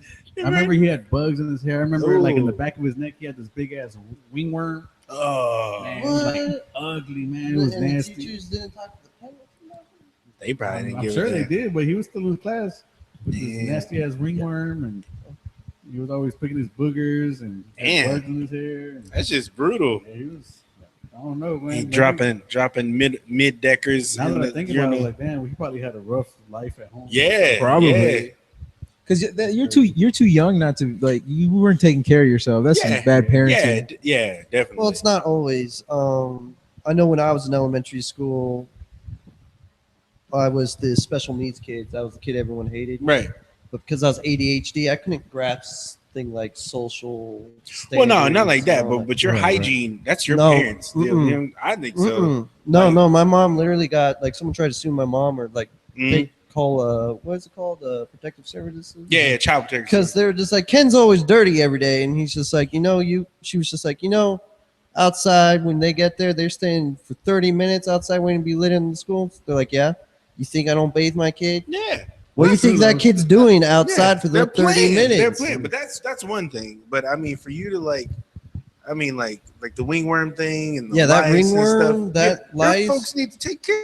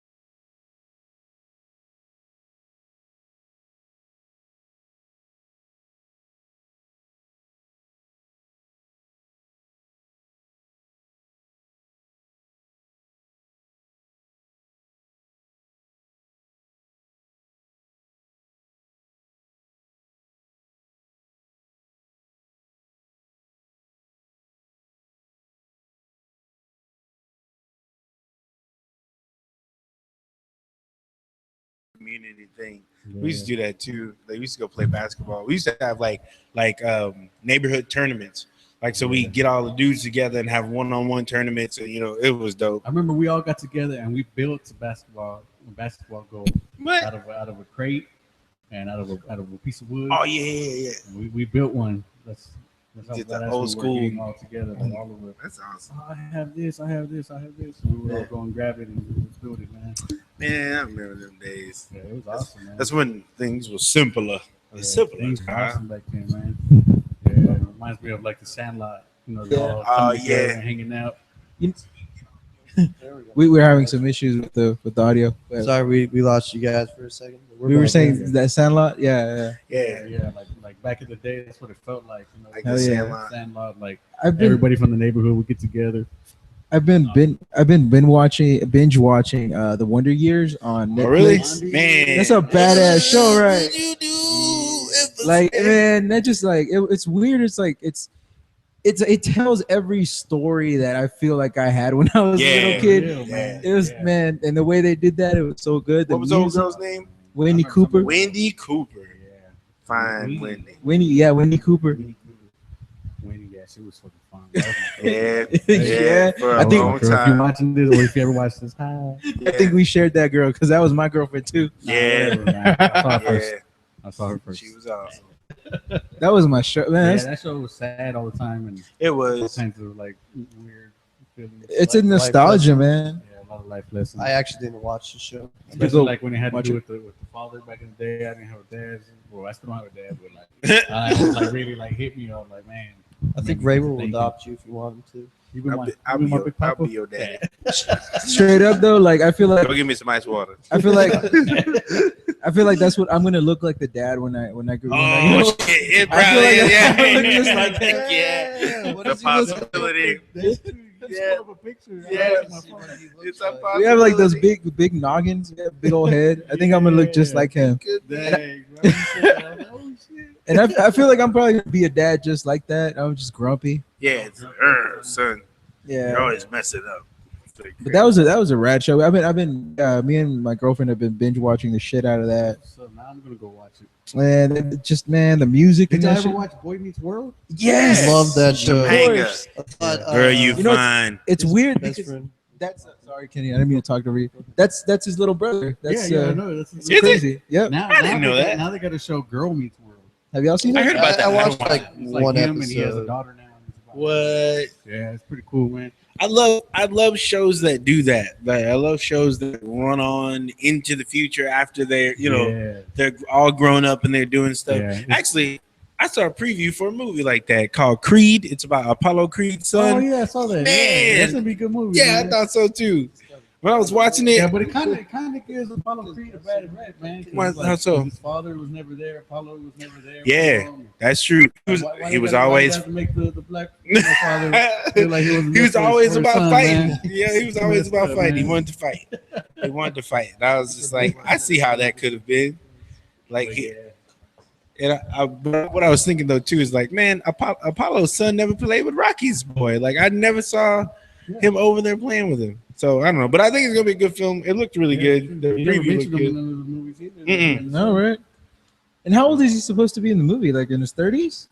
Nah, He's like his in 20s. teens or Yeah, 20s, he's like his 20s, like 21, 22. And it's Michael B. Jordan, right? This is a Yeah, pretty good actor. that one dude who did the Fantastic Four. Yeah, in the new Fantastic Four. I heard that sucked. Yeah, I hadn't seen it. I haven't seen it either. I was actually trying to segue. I didn't want to skip over some of the stuff Chris was saying because I thought it was interesting that the director came out on Twitter and was like, well, the studio pretty much ruined the movie. Like he's like, they cut it all up. If I had put out my draft of it, Right. it would have been like badass. Totally different. Yeah. Yeah, so I thought it was interesting what he was saying before. When you have all these resources and stuff, you Yeah. also have the you have to Right. somebody's expecting you to make a Right, shitload of right. money, and I think it becomes like formulistic, and you don't get like Yeah. true art. Yeah, that's true. Yeah, it's true. You don't. That's part of the sacrifice though when you're joining an industry like that though. You got to understand that you're out there to put out a product. Yeah, it becomes too structured. But it's weird though. Like, what don't these studios understand? If like all the successful shit, like the Nolan Batmans and even the Avengers and stuff, they stick so close to the actual comic books, Right. and that's why people like them because Right. there's so much shit in there, Yeah. and it's like a lore. It's because they don't. I mean, you got to think about it. It's usually like an investor that's putting millions of dollars. Do you want to gamble that money, or do you want to make sure that it's going to make you money? But their You know what I'm saying? formula doesn't make sense, Well, because I mean, it makes sense as a comic book, but they don't know if it's going to work as a movie. I actually It would be a gamble. I have some family in the movie industries. yeah, and I get to hear the real shit about that, which is kind of interesting. There's like a psychology to it. They're not going to put out the best thing because then that's what you're going to expect. So they'll actually buy like really, really good scripts and then not publish them just because they don't want anybody else to do it. That's fucking ridiculous. That doesn't make sense. That is the dumbest thing ever. If you get like a really good sitcom, and then you make it, then everybody else is going to expect you to also make other really good sitcoms. And I guess they're afraid of it. They think America only wants a certain formula. There's a whole psychology to it. It's really stupid. Yeah, That's crazy. I never heard of that. I never thought yeah, about it. that's Yeah. crazy, man. I want to see good shit all the time. I can understand the pressure. As creating a series of badass artwork and then from there on. It happens. But if it takes you a few years to make this badass sitcom, take a goddamn few years to make the sitcom. Like, I would like the Wonder Years. I feel like it's timeless. You know what I mean? Like any generation can watch it and be like, damn, this is awesome. Or, there's been a lot of sitcoms that are like that have come out and been like hella timeless. Like Full House? Full House? Yeah. They're making a sequel to that one too? I didn't know they are. Yeah? With the girls? Full House. I don't think the Olsen twins are the Olsen twins. They're the only No, I mean the other girls. The other two. I think it's Uncle Jesse. The other two are going to be in It's it. based around Uncle Jesse. Oh, yeah. Time. Oh, I remember, his Uncle kids. Jesse had twins. He had and two shit. twins, yeah. That's cool. Yeah. That motherfucker. What's his name? Danny? Dan Aykroyd? I mean, not Dan Aykroyd. Bob Saget. Bob Saget, yeah. Isn't his name Danny? Danny, yeah. Full House? Danny Tanner. And then it's going to have the two uncles. The good looking one and the annoying one. That's like Remember Uncle the other Jesse. one? He was always trying to be funny with the Popeye impression and shit. Well, blow me too. I thought he had a great pop. Yeah, he was real good. I can't do this. You can't do that either. Good try. I think they tried to make a sequel to Friends, and it was like Joey got his own show, and I heard Oh, that. Joey did it. Yeah, I I heard heard it that was terrible. bomb. That sucked. That's like Joey's like, as a kid, I remember thinking, man, I really like this guy. I wanted more of this guy. Then you see him with his own show. You're like, He did one movie that bombed too. No, he had his own. He had a show that was did he? like, he had a show on HBO that I think it was like really good critically, but I don't think it took did off. anything. Yeah. It was like kind of more like kind of like behind the scenes kind of thing where he was playing like a guy that wasn't a sitcom. It was kind of like true to life kind of deal. Right. Because So- the other, what's her name? Was it Phoebe? Yeah, Yeah, Lisa Kudrow. She's got her own show like that. And that's pretty good too. Mhm. Yeah, It's hard to The see only one the that's really famous is Jennifer Aniston. hot one. oh yeah. I think She's it's still hot. What's it called? What is it, Corny Cox? Yeah, Courtney She's done a Cox. lot of movies after that too. Yeah, it's hard, I guess, to like outlive like those like iconic roles. yeah. So What's it's his like, name? What's something Perry? Star Wars. Matthew Perry. Matthew Perry. He did a lot of movies afterwards too. Star Wars destroyed the acting careers of mostly everybody except Harrison Ford. And Yeah. Samuel Jackson. Oh, yeah, Samuel. I'm talking about the original. He came in later. He came in later, but yeah. But Mark Hamill is probably the greatest Joker. He is. He was the Joker in the animated series. So I think I would still like to see him act as the Joker, just to see it, whether it's good or bad. Yeah. I just want to see how he could do it because I bet he could do it, I bet he could. I bet he could especially with that scar he has. Well, I'm looking forward for this new Ben new Affleck Star one. Wars Oh, the Star Wars because show? he's gonna be in it. So that's gonna be fucking It's gonna be badass. interesting. Definitely gonna be interesting. My friend wants to camp out and dress up as Jedi. I think I'm gonna do that with her and make it happen.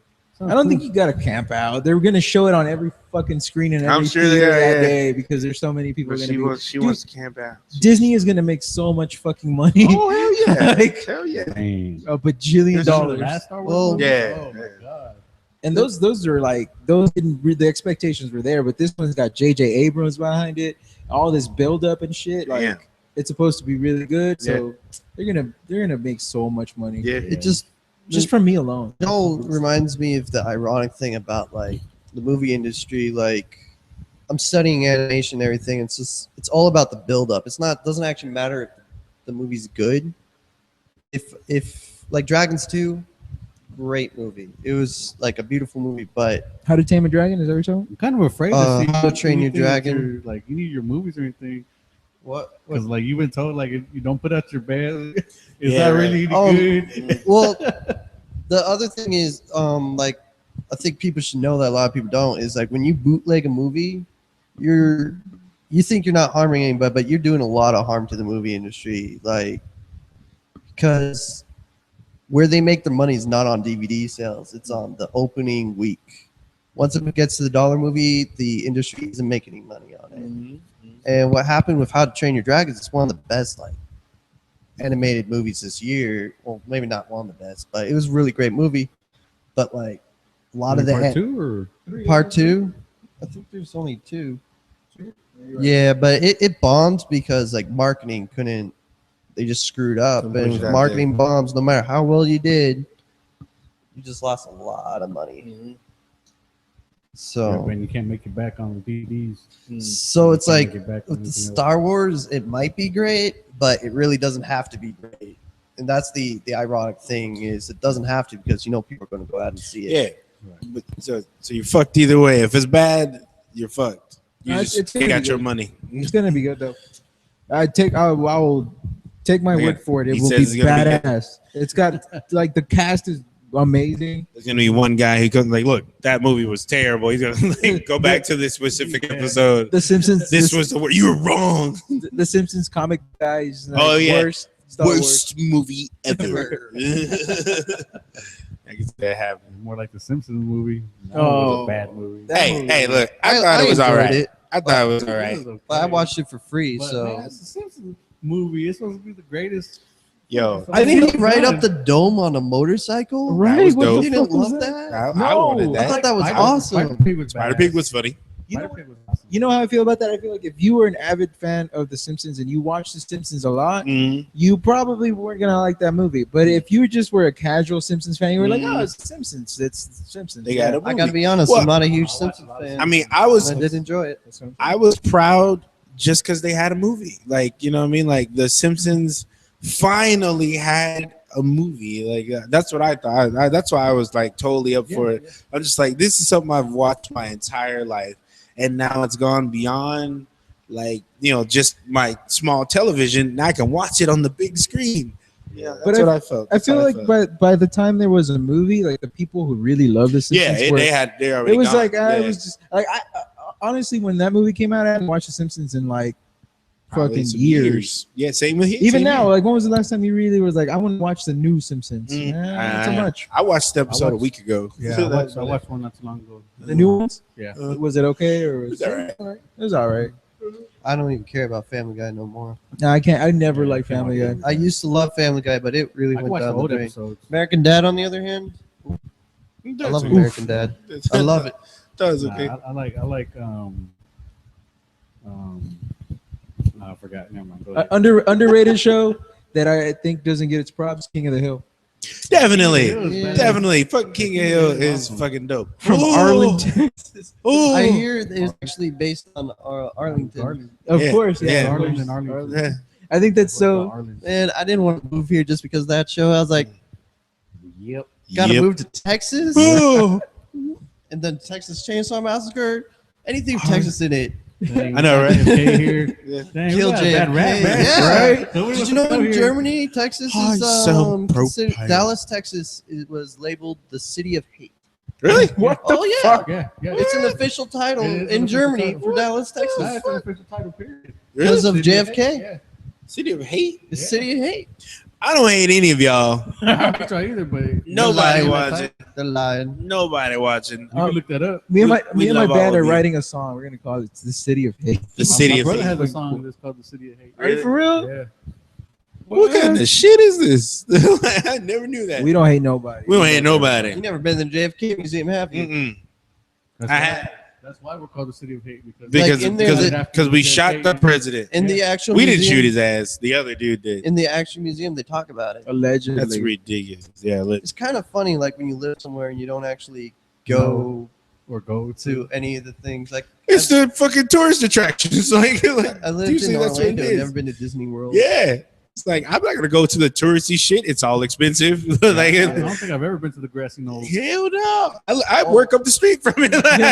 I still haven't. I've been there just for a walk. I didn't go there like, oh, wow, that was where you shot. Like, I was walking to a Burger King or something. If you come here and stand in the middle of the street We'll hit you. point at this X. I will run you over. We will hit I'm you. gonna That run is you. my biggest pet That's why we're peeve. called the city of hate. City of hate. I got to We'll drive shoot down you that and run street. you over. Run you over. Like it's, and they're all standing in the middle of the street. All these cars are coming and they're taking pictures Yeah, they might not know, but there's an X on the street, on the spot where he got shot, where the JFK first- got the shot first at. And so if y'all stand there, a lot of people I've seen people lay right there on the X, What- and it's like, oh What my the God. fuck is that? We will run you over. We'll run you over.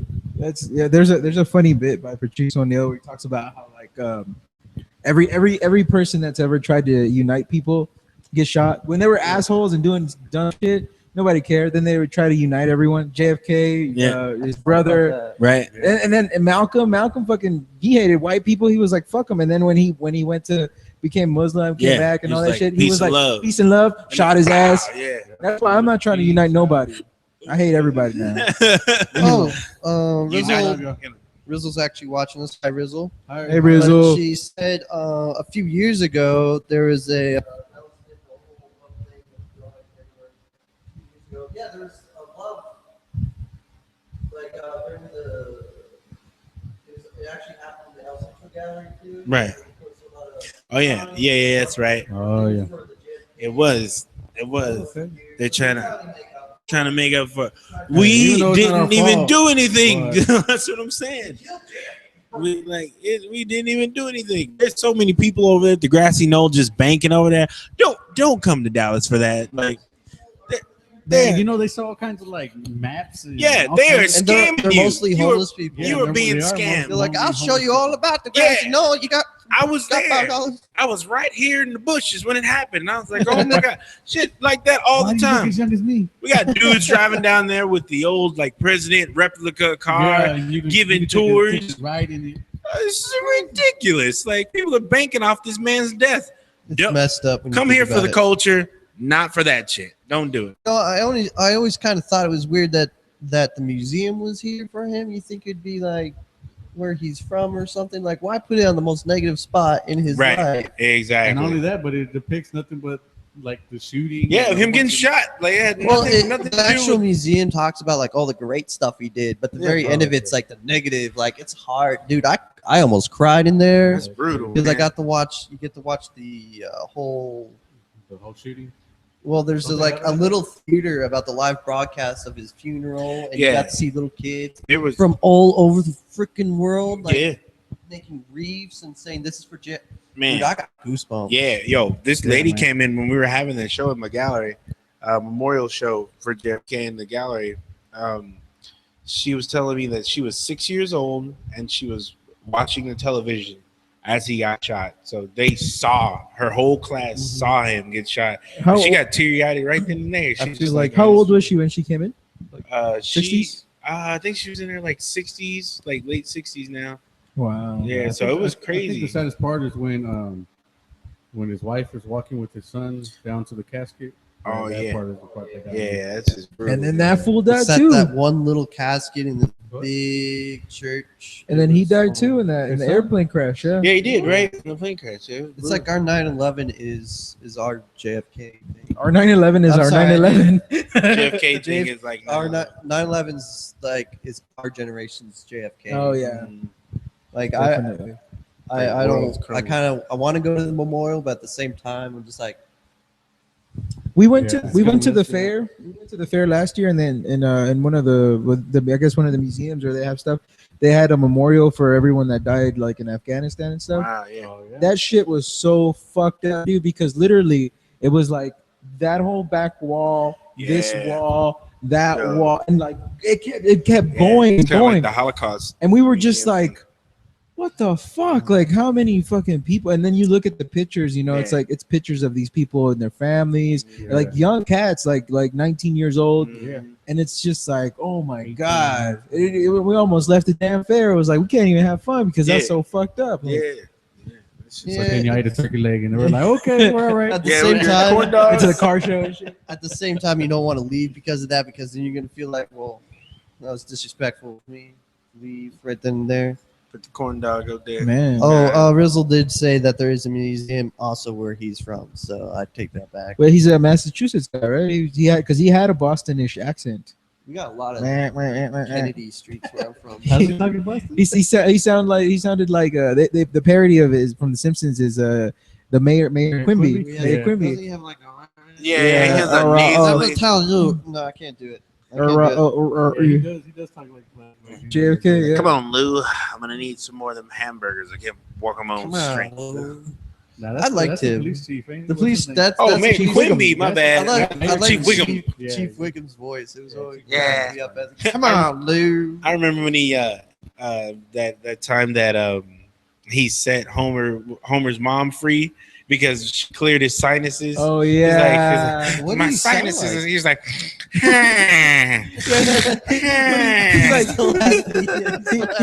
he still had acne. He's like Yeah. nostrils clearing. yeah, nostrils clearing. Acne still there, but sinus clear. It was like, awesome. See, there's no way there's ever Yeah, anything's that's gonna top that. funny. And who's Ralph is his kid? What the fuck happened to Ralph? Who's Ralph's mama? They had a chick. They had a lady. Oh, that's right. She was kind of like a heavyset lady. Yeah, I remember. Yeah, I remember that. And Ralph is just fucked up too. As, No. Yeah, they're both. yeah, but he, I made a fire. Like what the fuck? He's like burning down the school. Shit's awesome. I think one of my favorite episodes though was the lemon tree. You remember the lemon tree? Of course. Yeah. They go into Shelbyville. Yeah, they go into Shelbyville for the first time to get the lemon tree back. You remember that? Yeah. And then they had to eat, and the Shelbyville folk had to eat prune. Was that prune juice? Fruit juice. Yeah. Oh, turnip juice. Turnip. Yeah, they're like Old good school old fashioned turnip juice. Here you go.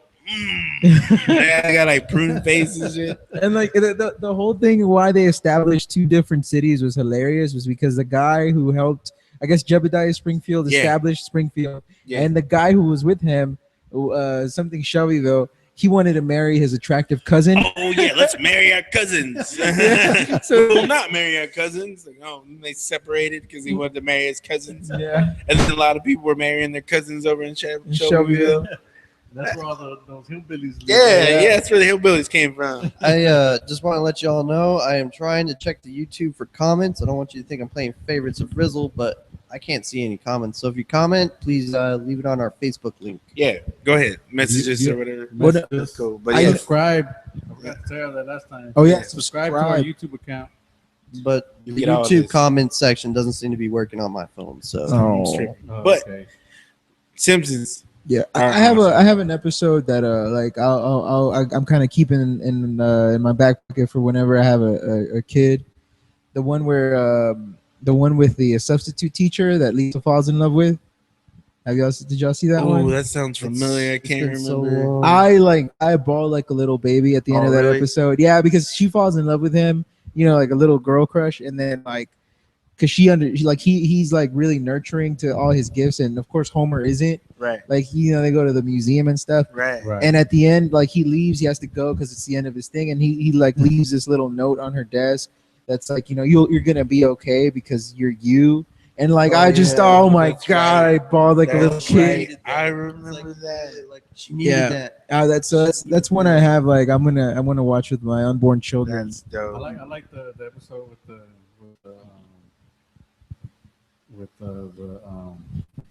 damn it. I can't remember shit today. Man, seasons 1 through like 10 are brilliant, and like Yeah. they're so heartfelt. Like the bully Yeah. one. Do you remember the bully one?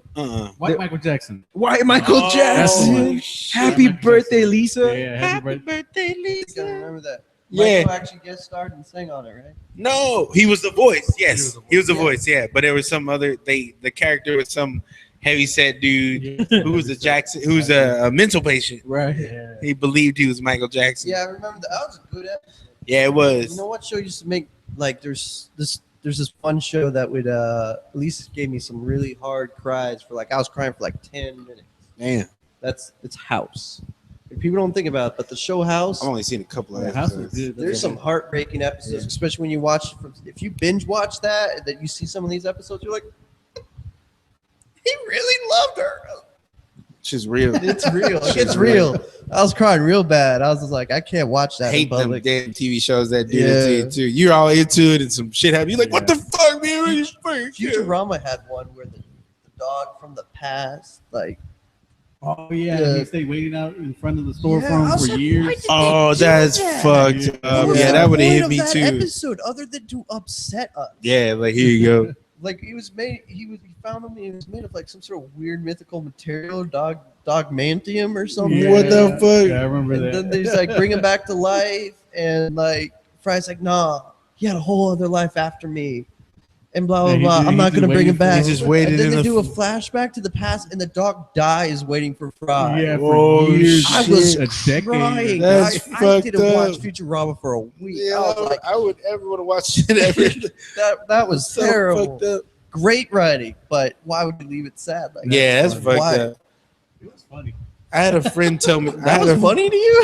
I had a friend tell me some shit like that about a movie about this dog who he got lost from home and his family was moving, and like on the last day of them moving, they were leaving, and he found his way back home from where the fuck he was, and he was hauling ass after them, but they didn't see him. So they're driving away, and he's chasing the car, but they don't see him. So familiar. I don't remember what movie it I was. think of Homeward Bound, but I know it's not. Yeah, it wasn't Homeward that. Bound. That's a good movie. And I just bawled right then and there. I'm like, what are you telling me this shit is so fucked up? Where was it? Old Yeller. He dies at the end. The dog. No, Spoiler alert, Daniel. for Gee. people who haven't But what was that, like That 30 Old years Yeller, ago? that's like a 50-year-old movie. 40 years ago? In case you haven't read the book or watched many of the movies that comment on Old Yeller being shot. Yeah, Old Yeller does get shot. Didn't he get rabies That's or like a something? trope. I think so. Yeah, He from gets another rabies dog. and From so another they have dog. they From have to saving put saving the down, other yeah. kid. Yeah, saving the They little always kid. make that reference in so many movies, like I'm gonna put you down like Old Yeller. I'm like, Man, what the fuck? dude, dang. That. So I have you a- knew what happened. Was his name Old Yeller like he yelled, or was it like Old Yellow? But they just say Yeller because they're from the South. I think it was the yellow thing because he Oh, was a yellow. blondish dog, wasn't he? Ooh, that's pizza, baby. That's a food baby right there. Oh.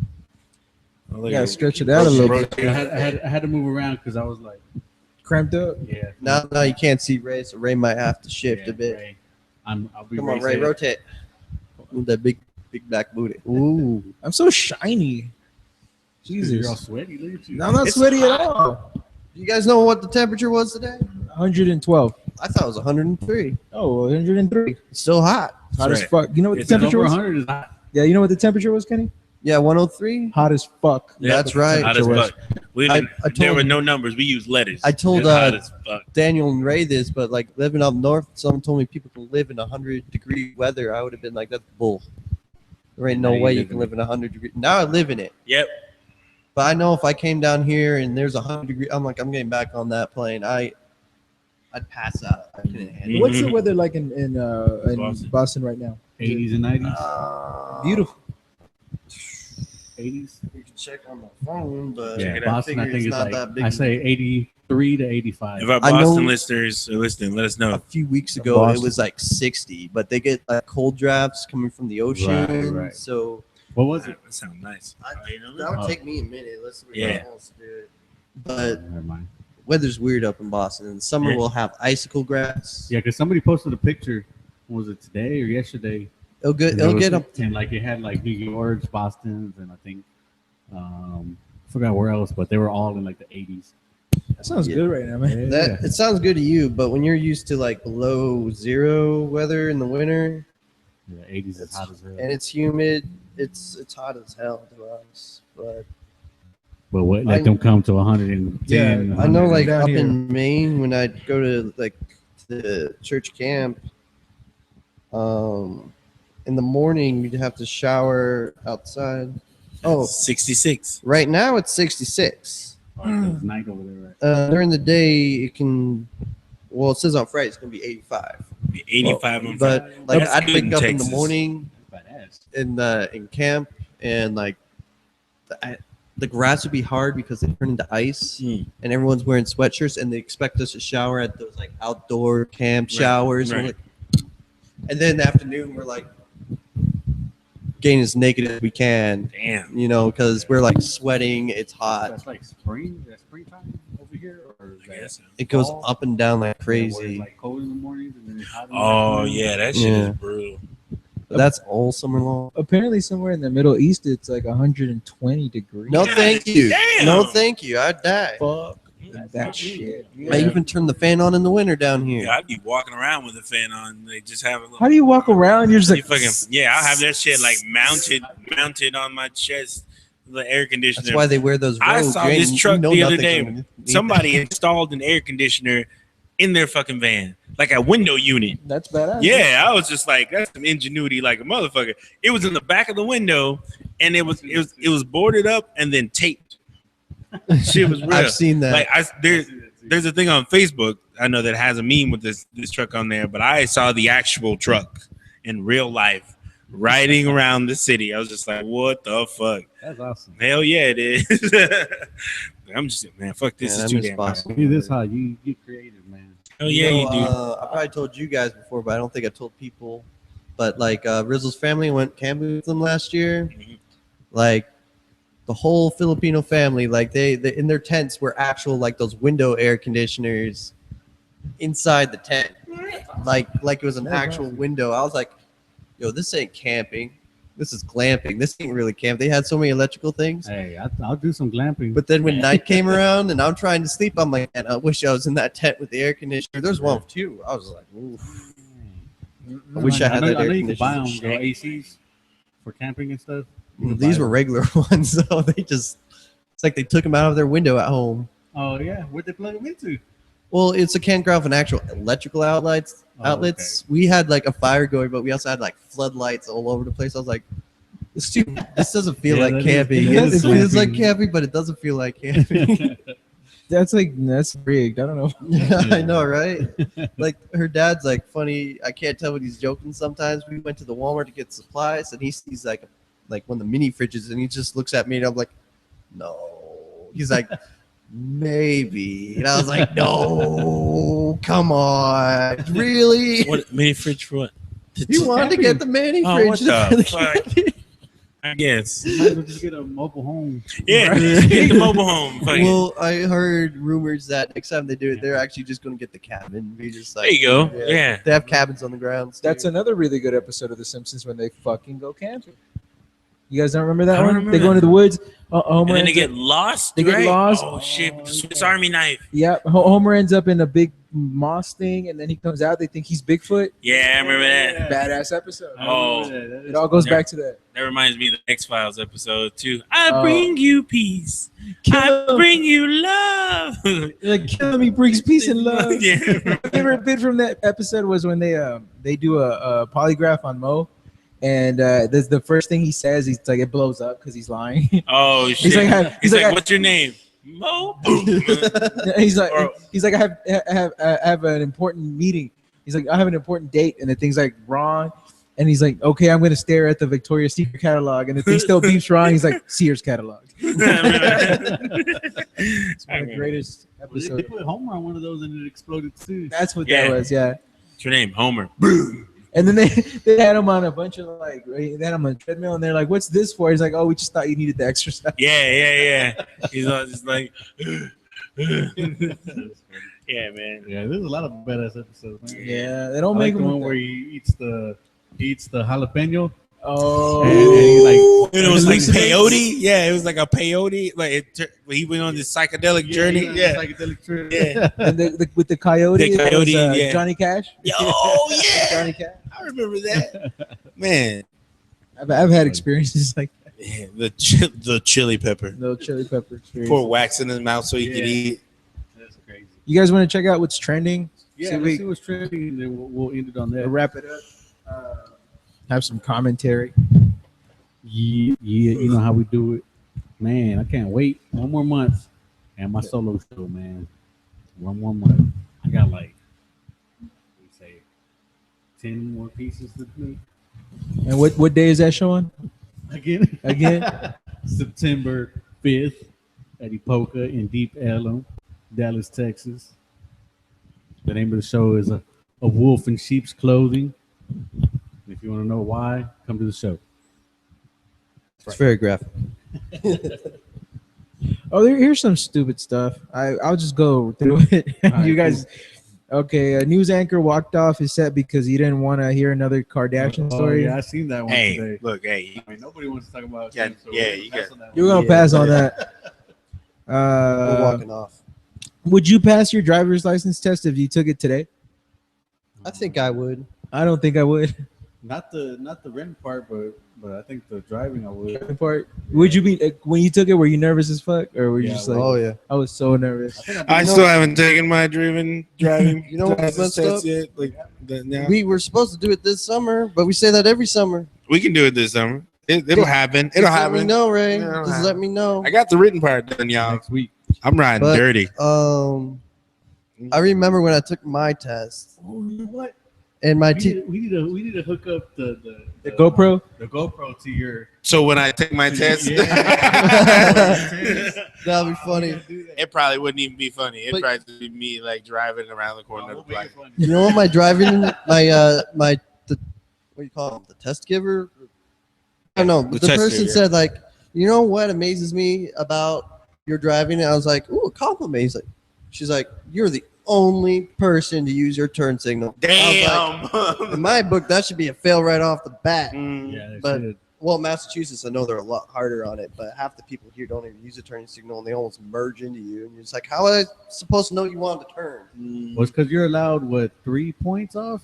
If you get like 3 points and you fail, I got I a think point. there's like certain rules, like if you drive down the wrong road, like going the Yeah, wrong that's way, you automatic. should be that's failed. what they told me. Like if you get 3 points, then you fail.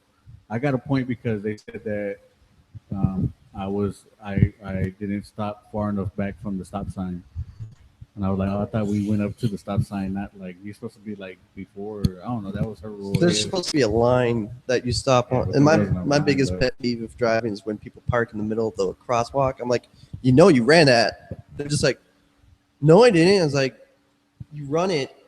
Once you- Technically, That's your it's back the law. wheels have to cross the line before it turns the second line before it turns red, or else you ran it. If you cross that first line and you don't reach the other side's line before it turns red, you ran that light. They got my brother for it. Sometimes you gotta do what you gotta do. for sure. What's the next? What's the other one? You got? This one's kind of annoying. Target got in trouble for making gender specific. What is Gender specific sections. yeah, so like they had like building sets and then building sets for girls, Oh, and then they had like bedding for boys and bedding for girls. And some of these people are like, as a father of young girls, I just want to ask, what are girls' building sets? And then this lady was like, thanks. Bedroom sets? Building Sets. No, but there are also, check this one out. This lady's like, thanks Target for creating gender specific bedding. Now I know which bedding will make my boys into men, not sissies. Bedding? Was she being sarcastic Like when she put on your said I think that? she was Bed being stuff, yeah. Bed I'd hope so. I mean, there's That- always been there. Well, apparently we can't do that anymore. I remember me and Rizzo are actually we look at That's stupid, right? my guilty pleasure is like Nerf guns, and That's your it's my guilty pleasure. And then because they're like so Nerf realistic now, Nerf they guns look are like awesome. real guns. They have a clip and everything. It's Yeah, they're crazy. fucking awesome. And I was thinking about getting Rizzle Nerf gun, and then we saw like girl Nerf guns, and we checked it out. Like a Yeah. weak Nerf gun. It's nothing like the boys that are just like one looks like an M4 or something, an actual gun, and then the girls' Nerf gun's a little useless bow, and it's just But I mean, it's what would completely sexist. it's not sexist because what would stop a girl? It's not like they're saying you're a girl, you can't buy this one that looks badass, and then it's like your little boys like you can't buy this one that's pink. No, just buy it. Who cares? Well, I know growing up, don't know if it's the same for you guys, but when you're a little boy, all the other little boys continue that mentality. Like, yeah, I saw you in the Barbie section the other day. And you're What like, you yeah. doing in the Barbie section? Oh, my sister. You don't have a sister. I would just be like, I yeah. don't know, I would joke with you if I saw you in the Barbie section. I mean, it'd be a joke. though. It'd just I be a mean, now joke. that we're older, I know people don't care as much, but I know as little kids, it's really Right. instilled into our heads. Like my son, like he's little, but he'll sometimes pick up like one of my kids' dolls or I mean, not that that's all he plays with. He plays with all kinds of toys. Right. He'll pick one up. Right. Cynthia told me, look, your son's playing with dolls. And I'm like, It's an action figure. I don't know how I feel about it. You know what I'm saying? It's a toy. Joe's a doll. Yeah. It's an action figure. It's a doll. It's got kung fu grip. You take off its clothing. I mean, there's a, I can understand why people are concerned or whatever, like with their kids, like using like a girl's toy or vice versa or whatever. I think it's all very old-fashioned mindset that has proven to mean absolutely nothing. I mean, I didn't care. When I was a kid, I used to grab my sister's dolls all the time, like little Barbies, take my Ninja Turtles, they go out on dates. Yeah, right? Drive in the car, or she'd be like his backup I used to do ninja. that. Matter of fact, I had a Barbie Ninja. I found That this sounds hoe. awesome. Yeah, I found that shit at KB Toys when they were open. And I was like, oh shit, there's a female ninja. I spent like $10 on this thing. It came and looked like the plastic stars and the swords and shit. I was kicking the shit out of everything with this. Like, ah! It was awesome. It was awesome. So I don't know. It just kind of depends, I guess, on the kid. I don't know. I had a neighbor girl, and it's always beautiful when the girl toys and boy toys meet. It's a beautiful thing. Shredder's getting married. So what's the... Well, we had a comment from Mike. He said parents instill what gender-specific objects are. So how do you guys feel about that? What? I said parents instill what gender-specific objects are. I can see that. Yeah, Yeah. Well, I think that's true. I think that's very true. Like, I grew up with like a mother that was kind of like masculine, while my dad was kind of sad in the back. You know, he wasn't a very masculine man. So this whole idea that women are supposed to be feminine, men are supposed to be masculine. I grew up like I highlighted my hair before. I didn't care, and then people make fun of me. I was like, I'm sorry that you're uncomfortable with me being comfortable With highlighting my hair. You have your ears pierced. I used to. I think we talked about that Yeah. before. Like I've Yeah, had my I ears just think pierced as since I was a 8. parent, like you're it's not really that you're concerned about like whether he's going to turn out gay or she's going to turn out gay or anything. Like If he's going to get picked on, the thing is like how are they going to be treated as they grow up, and how are they going to live their life in a That's world like- that this is the norm, and when you go against it, you already know there's going to be repercussions, whether it's That's- right or wrong or Right. whatever. And as a parent, you don't want that for your kid. You don't want them You to have to go don't. through that. So I think that's the thing with me is like, I've been there and I've done that. I've been through it, and I wouldn't want my kids to go through that. Right. But, Try to protect them. yeah, I mean, yeah. I'm not parent, so I can't speak 100%, but I would think like if you're not careful, it might end up making them the ones that move the other kids. That's But true. I mean, it's Like, possible, but if you teach it, I think that's like I think they learned that at a different time, at a different lesson, like as far as like from, whether or away not from to be that. nice to people or not. Yeah, I mean, it all depends on how you take away that toy. Also, it ain't like we're like, oh, give me that, you're gay and this and that, and like hit them or whatever. Of course, they're gonna turn out that way when they You can be fucking get up. assholes. Or if you yeah. just like kind of like sneak it away and just like out of sight, out of mind, or what I'm saying. There's different ways of handling it. And That's I think true. that's what's gonna make you either the bully when you grow up or just someone who just I think the society is evolving. I hope that sooner or later we evolve into the mindset that you can be whoever you want. If you like playing Barbies, play with Barbies. Right. If you're going, and like, also play with Nerf you guns, don't play with Nerf you don't guns. want like when I think of like a male playing with Barbies, like I always get the envision of like this pedophile that's all creepy That's- playing with a doll. But Like, that's like that, society. that's that. like that's the vision I get. You know what I'm saying? Hey, And that's But the it's vision that a lot of not- people get. my Ninja Stereotype. Gaiden Barbie was not fucking. It was badass. All right, it was badass. She was badass. I wish I knew where that damn doll was today because it was dope. Like, Yeah, and I can't. I mean, I'm not downing that or anything. I'm just telling you that's like might be a mindset. I mean, because then if I'd say that about your Ninja Barbie, then I would have to say something about the people who create like animation with like that make actual Ninja Barbies. Yeah, But Shout out to I remember- KB Toys. I remember as a kid, I wanted to get one of those horses. But like, it'd be cool if my Ninja Turtle rode a horse. And I'm like thinking, I can't walk down that aisle. A little girl pony. No, like some like some toy stores have like a pink aisle with like realistic looking horses in it. Like some girls just collect horses growing up. I don't know. Right.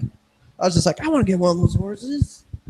I want to put my Ninja Turtle on it. That'd be awesome. Ride a horse. Ride a horse. But you didn't do it No, because you weren't. See, I didn't want to be the little boy carrying the little pink box at the time. Fuck it. Sometimes you got to do what you got to do. Can't Mike said kids find dope things to use and express themselves with regardless of what society qualifies as gender specific, which I mean it's true because I think as an untapped kind of youth, you don't give a fuck. It's cool. Yeah. You fucking thought a Barbie that was Yeah, that was cool. Fucking Ninja Barbie. Who gives a fuck? Like Shit was psychology goes over it. And it's like there's a lot that we instill on our children, and there's one I don't really agree with. Like one psychology thing believes that kids are racist because they notice the difference between a white kid and a black kid. I'm like, dude, I've noticed the difference between me and another white kid, and wasn't called racist for that. Dude, you know what's weird? I remember like getting here from Mexico and like seeing the first black person I'd ever seen in my whole entire life. That was crazy. Really? Yeah, that was There were no weird. black It people in wasn't Mexico? weird, but it was just like I mean, dark. it was. Hispanic folk. Well, you got to think of these tribes also that are like in Africa that they don't Never seen a white and then person. they've never seen a white person. And a white person comes around, they're like, "Oh shit, dude, What the fuck is wrong they with lose their them? shit. Yeah. So I mean, you got to notice it. I mean, you notice got to it. notice that my skin color is a different skin color than yours, and our features are different. Well, I what mean, I'm you got to saying notice is you that. notice it, but that just because you notice it, Yeah, it that doesn't make you racist. racist. Yeah, that doesn't make you Right. racist. If you though. grow up in a whole, like, I'm not gonna lie, the first time I went to an IHOP, it was filled with black people. I've never been around so many people different than me. Before you say something racist, Kenny. It's not racist. I was a kid. I'm just kidding. I'm just kidding. It freaked me out a little. I was uncomfortable. I'm not gonna lie, but then I realized these were cool people. Yeah, I mean, I think my thing is like what I believe with like I guess I call it like accidental racism or whatever, is that like, you know, when people are upset, you know, they automatically try to, you know, distance themselves from you, and so they're automatically gonna say the first thing that comes to mind, and the easiest thing is like features, like skin color, you know, the way you look and the way you dress and all those Right. things, you know what I'm saying? Whatever makes you stand out. Like, Yeah, oh, you tall motherfucking. That's what whatever. they're gonna use against you, and that's where a lot of the hate comes from. Mm-hmm. Like in New England, it's not so much racism as it is, I think, nationalism or whatnot, because it's like, oh, you're Russian, you're German, you're English, you're French. And they all like get kind of cliquey sometimes. So what you're Right, saying right. is people will find something to hate each other for, no That's matter Regardless, what. Yeah. if we were Yeah. all butt ass naked, But you know what? people would still- It's like you're. You know, we talk about this every episode though. yeah. So Like what else do we we're got? gonna move on. Yeah, I think we're that's we're it. like expressing the same thing we say every episode. Yeah. Let me The see. human race is sad. Let's move on. Yeah, sad. We're sad creatures. Let me see. I'm going through Twitter real quick. I gotta check the. I want to talk about sleep. Sleep. I think you're gonna fall Yeah, asleep. I'm tired, Raymond of is- motherfucker right now. Y'all want to go ahead and call it a night? Yeah, we can. I think we did. That's what's we did up. a good hour and a half, probably 2. I wish we would have had a better ending than just to say like, Sorry, y'all. I kind of wish AZNmike was here to It's- say those words of his. Yeah, he would've sleeping is like, oh, We're gonna try and start a little bit earlier next time. We went a Yeah. little late today, but yeah. Well, we're gonna try to start at 9, right? That's like our go time. yeah, I think that's a 9. I was thinking about that. I think Mondays are good podcasting days. People are just getting home from work, probably tired. Just sit back and they chill. and can listen. zone out and listen to us. That's Watch right, you this could. You don't YouTube got to video. listen to us now, though. So tune in next No. week on Monday. Subscribe. Subscribe. Like our fan page. Like all of our shit. Follow us on Instagram. Live from the Subscribe to the basement. YouTube channel. Subscribe. That's to how we YouTube. are able to Do let it you all know that. what we're doing. Subscribe. Dude, Spread sleep. the word. Tell That's your right. mom, your cousin, your All of sister. them. And Your cousin, whatever. your baby mama. don't Your be baby afraid to mama. leave comments to let us know what we might Yeah. need to improve. If you don't like the shirt I what wore you love. today, just like fuck Jose's shirt. That's I know, right. I know this chair makes me look fat. I mean, look at that. That's because he is fat. Shut up. He's I'm not. beautiful. All right. Love Well, yourself. And tell Ray to stop playing with Ninja Barbies.